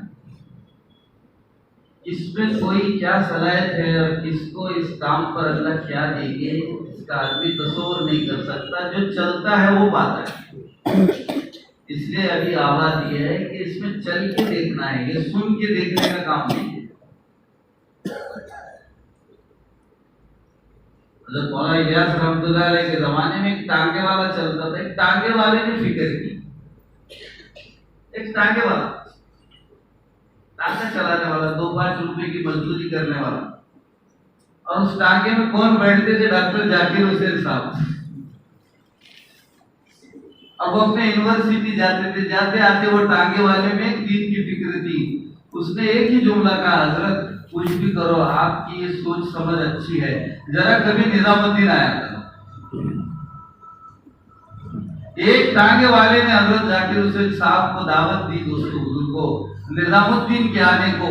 तो उसकी बात पर वो निजामुद्दीन का रास्ता कायम होने लगा। दोस्तों बुजुर्गों, अल्लाह ताला ने उस शख्सियत से इंग्लैंड में काम किया, एक टांगे वाले की दावत पर। चलते चलते मौलाना इलियास रहमतुल्लाह अलैह ने एक मरतबा देखा डॉक्टर साहब थोड़ा फिक्र में हैं, दावत की ज़हनियत बनी और काम की फिक्रें कर रहे हैं। जाते जाते हाथ पकड़कर एक जुमला कहा, डॉक्टर साहब ये काम को मामूली समझकर मत करो, अगर इस काम को करोगे तो अल्लाह कोई मामूली ओहदा नहीं देगा, इस मुल्क का बादशाह भी आपको बना सकता है। क्या जुमला था? इस मुल्क का बादशाह भी बना सकता है। दोस्तों बुजुर्गों, 59 के अंदर डॉक्टर जाकिर हुसैन साहब प्रेसिडेंट ऑफ इंडिया करके डिसाइड किए गए। सब लोग, क्योंकि बर्लिन यूनिवर्सिटी से ये क्वालिफाइड हो गए थे और ये मैंने पीएचडी की थी, इनके क्वालिफिकेशन का बहुत बड़ा चर्चा था। उस क्वालिफिकेशन के बुनियाद पर इनका चुनाव जो भी हुआ होगा। लेकिन दोस्तों बुजुर्गों, जब लोग आकर इनको कहते थे कि आपकी ये डिग्री, आपके पोजीशन ने आपको कहां पहुंचा दिया, लेकिन दिल में आंसू लाकर कहते थे कि मेरे डिग्री ने नहीं पहुंचाया, वो बूढ़े की दुआ ने मुझे पहुंचाया, वो दीवाने की दुआ ने मुझे पहुंचाया। दोस्तों बुजुर्गों, बस ये काम है, हम सब इसलिए नहीं बैठे कि डॉक्टर साहब अब क्या बोलते सुन के जाएंगे। नहीं, ये सुन के सर पर बोझ रहेगा, कल कयामत में अल्लाह को हिसाब देना। अब इस काम पर ज्यादा बोलने की जरूरत नहीं है, तारुफ हो चुका है, तारुफ हो चुका है इस काम पर। अब ज्यादा इसके पर बोलने की जरूरत नहीं है। मौलाना यूनुस रहमतुल्लाह अलैह फरमाते थे, ये जिस काम को अल्लाह ताला चलाना चाहते हैं उसे आम भी करते हैं और आसान भी करते हैं। अब हर फैकल्टी में ये काम चल पड़ा है, कॉलेजेस में चल पड़ा, यूनिवर्सिटियों में चल पड़ा, अब दवाखाने में भी मस्जिद है, होटल में भी मस्जिद है, यूनिवर्सिटी में भी मस्जिद है, एयरपोर्ट भी मस्जिद है। ये काम की बरकत है। और अल्लाह यही फरमाते थे कि जिसको चलाना चाहते हैं अल्लाह ताला उसे आम कर देते, आम कर देते। और उसकी मिसाल ये देते थे कि अल्लाह ताला जिस काम को पसंद करते हैं उसको जमीन पर तो क्या, हवाओं की रफ्तारों में भी चलाते हैं। हम लोग एक मरतबा कहने लगे, प्लेन में से बैठकर जा रहे थे और प्लेन के अंदर जो है हमें नमाज का वक्त हुआ, तो नमाज पढ़ने के इरादे से हम हलचल कर रहे थे। इतने में प्लेन का चलाने वाला कैप्टन अपनी टोपी सामने थी, उसको पीछे करके आजान देने लगा। मौला खुद पता और कहने लगा कि भाई आप भी और हम भी असर पड़ेंगे। तो किसी ने कहा आप कहां से किधर? भाई फिक्र मत करो, आपकी जमात है, वैसे मैं भी 4 महीने लगाया और मैं भी जो है इस प्लेन में फजाइल आमाल रखा हूं और यहाँ तालीम करता हूं। मौला ने कहा कि अल्लाह ने जमीन पर तो क्या इस काम को पसंद किया है, तो हवाओं की रफ्तारों में भी इसको चलाया है और पानी पर भी चला है। लोग आज भागते हैं, तो इधर से जमात है, इधर भाग रहा, उधर घर में है, आईने में दिस रहे, लेकिन बाहर बोलते नहीं, घर को बोलते अरे आईने में दिस रहे। ये हाल है हमारा। एक हमारा दोस्त मुंबई गया दोस्त को मिलने के लिए, वो नेवी में सर्विस करता था, उसने घूमने के लिए नेवी में लेकर गया। चलते फिरते चल बोले जाकर आए। अब ये दोनों फिरते गए थे, इधर जमात वालों से डरता था, मिलता नहीं था। अब वो किनारे बैठा हुआ था, चल रही थी वो जहाज, इतने में 3 टोपी वाले उधर से आए, डरने लेकर बोले टोपी वाले बोले तो कुछ तो खतरा दिखता है। अब उनसे कहने लगा क्या है, तुम्हारी जमात है क्या? ओ जमात यहाँ भी है क्या तुम्हें? कर ये पानी के जहाज पर भी है। कर लेगा भाई यार यो आज जहाज का हफ्तेवारी इस्तेमाल है। अब क्या करेंगे, कहाँ भागेंगे, उड़ी तो नहीं मार सकता। और उसने कहा कि वो जमात वाले फौरन पहचानते ये कौन है। सो हाँ बोले तू शायद ये डरने वाला है। कर लेके पानी पर तो क्या हमें नीचे भी मुलाकात हो जाते। बोले ये बात इसे छोड़ते नहीं। बोले ऐसे मेरे दोस्तों को ये काम आम हो चुका है, अल्लाह ने इसे आम कर दिया है। कहाँ नहीं है ऐसा? सर्कस आई थी, सर्कस ऑर्डर लगा के एक आदमी आया नमाज को तरावी में, इतनी पाउडर की लगाई पाउडर पूरी उसकी भरी हुई इस्लामाबाद मस्जिद में हमारी जमात की पाउडर से भरा हुआ। उसे बाजू के लिए इतनी पाउडर नहीं कर लगे, मैं वो जोकर का काम कर लगे, वो खोज को नमाज पाए रमजान महीना। तो तू मुसलमान है? हाँ मैं मुसलमान हूँ। तेरे कच्चे मुसलमान है, उसे लेकर बैठ के लिस्ट निकाले और दूसरे दिन सर्कस में जाकर सर्कस वालों का जोड़ और बोले जहाँ सर्कस जाएंगे वहां नमाज पढ़ो और दावत का काम करो। वो दूसरे दिन और सर्कस वाले आ गए, तीसरे दिन और आ गए, जमा है। अल्लाह इस काम के जरिए से किसी को नहीं छोड़ेंगे। लेकिन लोग आज ये समझ रहे हैं कि ये काम से भी बड़ा काम हम कर रहे हैं। दोस्तों बुजुर्गों, कसम खुदा की बात कहकर ये बात कही जा सकती है, इस काम से बड़ा कोई काम नहीं है। अगर ये काम चल पड़ेगा, उम्मत के हर काम का मसला आसान हो जाएगा। इसलिए हम सब नियत करें इस काम को मौत तक करेंगे। बाद लोग मिलते हैं, एक साथी मिला, मुझे कहने लगा मैं हमारा एक फाउंडेशन है और उसका बहुत बड़ा काम है, तुम्हें ये क्या करते हैं? उसका लोगों को बुलाते कर लेंगे, मैं फाउंडेशन के अंदर इससे बड़ा काम करूँ। और क्या तेरा बड़ा काम है? बोल कर लेंगे कोई लड़की लड़का ऐसा भाग कर जाने लगे चींगे तो छुड़ाने का काम, और बड़ा काम है। और मियां बीवी में झगड़ा हो तो तोड़ तक पहुंचा, तोड़ मिटाने का काम। तो मैं बोला तोड़ मियां बीवी का झगड़ा होने के बाद तू मिटाता है, हाँट कर जाने के बाद छुड़ाते, हमारा ये काम इससे बड़ा है। तो कहने वो कैसे? तो बोला तू झगड़ा होने के बाद मियां बीवी का बाद में मिटाते, हमारे काम में चलने वाला मियां बीवी झगड़ता चले गए। ऐसा है। हाँ वो झगड़ा होता है। एक बुजुर्ग फरमाते थे ना, हाँ बीवी तकलीफ देती थी, लोग कहने लगे छोड़ दो उसे, कहने लगे मैं दूंगा उसे छोड़ेंगी, उसके पहलू में जाकर उसे सताएंगे, जब तक सताने का मजे सताएंगे। ये काम से देखा ऐसा खबर आते हैं, काय को झगड़ा होगा भैया, अब तुझे काय को काम लगेगा फाउंडेशन वाला को छुड़ाने का, तकलीफ कर सब आसान है। लड़का लड़की भाग कर गए तो तू छुड़ा दे, हमारे काम से भागते इसलिए लोग।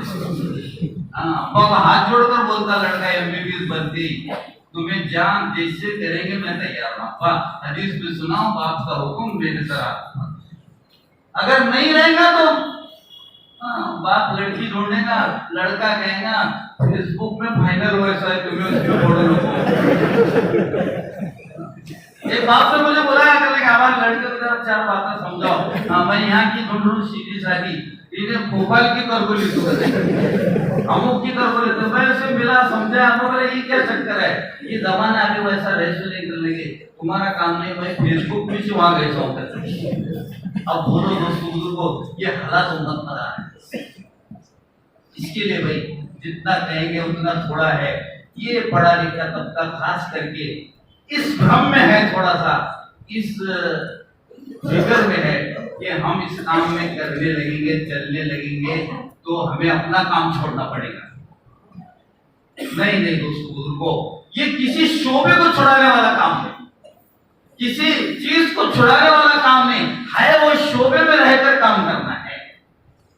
एक खिलाड़ी आया हजरत के पास और कहने लगा, हजरत मैं अभी खेल छोड़ देता हूँ और अपना इस दावत के काम को करता हूँ। इंटरनेशनल लेवल का बड़ा खिलाड़ी कह रहा है हजरत जी से कि मैं ये काम छोड़ के, अब जो है नौकरी छोड़ के, खेल छोड़ के जो है अपना 5 काम में लग जाता हूँ, मुझे इजाजत दो। हजरत जी कहने लगे, अब तक खेल रहा था और खेल रहा था, देख कहने लगे अब तक उनका बन के खेल रहा था, अब हमारा बन के खेल। तो आज हमारा बन के खेल, हमारा बन के जो है नमाज पढ़, ग्राउंड पे नमाज, तेरे ट्रिप में नमाज, तेरे खेल के मैदान की नमाज लोगों को दावत बनेगी। उसे खेल छुड़ाया नहीं, खिलाड़ी वाला खेल का तबलीग वाला बनाया और उससे ये कहा दुनिया के सारे खिलाड़ियों को तेरे तेरे से लाना है। तो भाई इस काम से किसकी डॉक्टरी छुड़ाना मकसद नहीं, डॉक्टर्स को इसलिए जोड़ा जा रहा है कि सारे दुनिया के डॉक्टर इसमें लग जाए। एक सर्विस वाले को इसलिए जोड़ा जा रहा है कि उसके जरिए से सारे सर्विस वाले लग जाए। इसलिए भाई मेरे दोस्तों, ये गलतफहमी निकालो, अपने शोबे को छोड़ना पड़ेगा नहीं, थोड़ा थोड़ा चलते रहेंगे, इश्कालात निकलते जाएंगे। ये काम चलकर देखने का है, देखकर चलने का नहीं। इसलिए चल पड़े, निकल पड़े, रास्ते आसान होंगे। इसलिए नियत करो कि इंशाअल्लाह हम इस काम को मौत तक करेंगे भाई। इसके लिए तश्कील क्या है? तश्कील 4 महीने की भी है, जिले की भी है, और अगर चाहो तो दोस्तों को 1 घंटे की भी है। कौन काम कब बदलेगा बोल नहीं सकते। एक ऑफिसर की तश्कील करे 1 दिन के लिए, सुबह 9 से लेकर शाम तक आओ, बस तुम्हारी छुट्टी करेंगे, फिर तुमको अल्लाह समझ दिया तब कर लेना, ठीक है कर लेगा।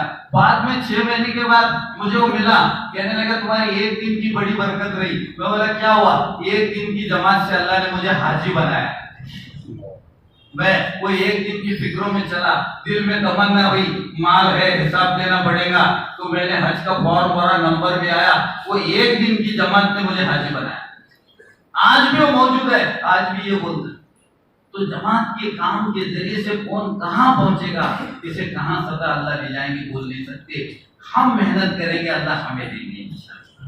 ये बुजुर्गों की चलत फिरत, हाँ ये आज 3 दिन की ये नकल हरकत से इतना बड़ा मजमा आया है, अभी हजारों का मजमा दोस्तों बुजुर्गों बाकी है, उस तक कौन पहुंचेगा? इसके लिए भाई कौन मर्द मुजाहिद ऐसा है कि भाई अन करीब मैं इस काम में अपने 4 महीने देने के लिए तैयार हूं। ये खड़ा होकर नियत करें कि मैं अपने 4 महीने देने के लिए तैयार हूं, और मैं अगर अल्लाह ने मुझे वो कवायद दिए हैं तो बैरुल मुल्क के जाने के लिए तैयार हूं। खड़े होकर बोले, दोस्त बोलना शुरू करें, अल्लाह उसे कबूल फरमाए।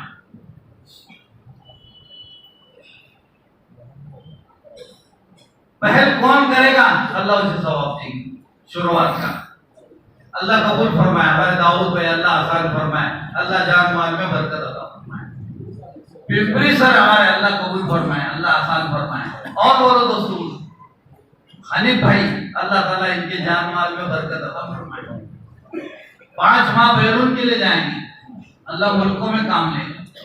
हमारे मोहम्मद अली भाई अल्लाह आसान फरमाए, अल्लाह कबूल फरमाए। और बोलो दोस्तों,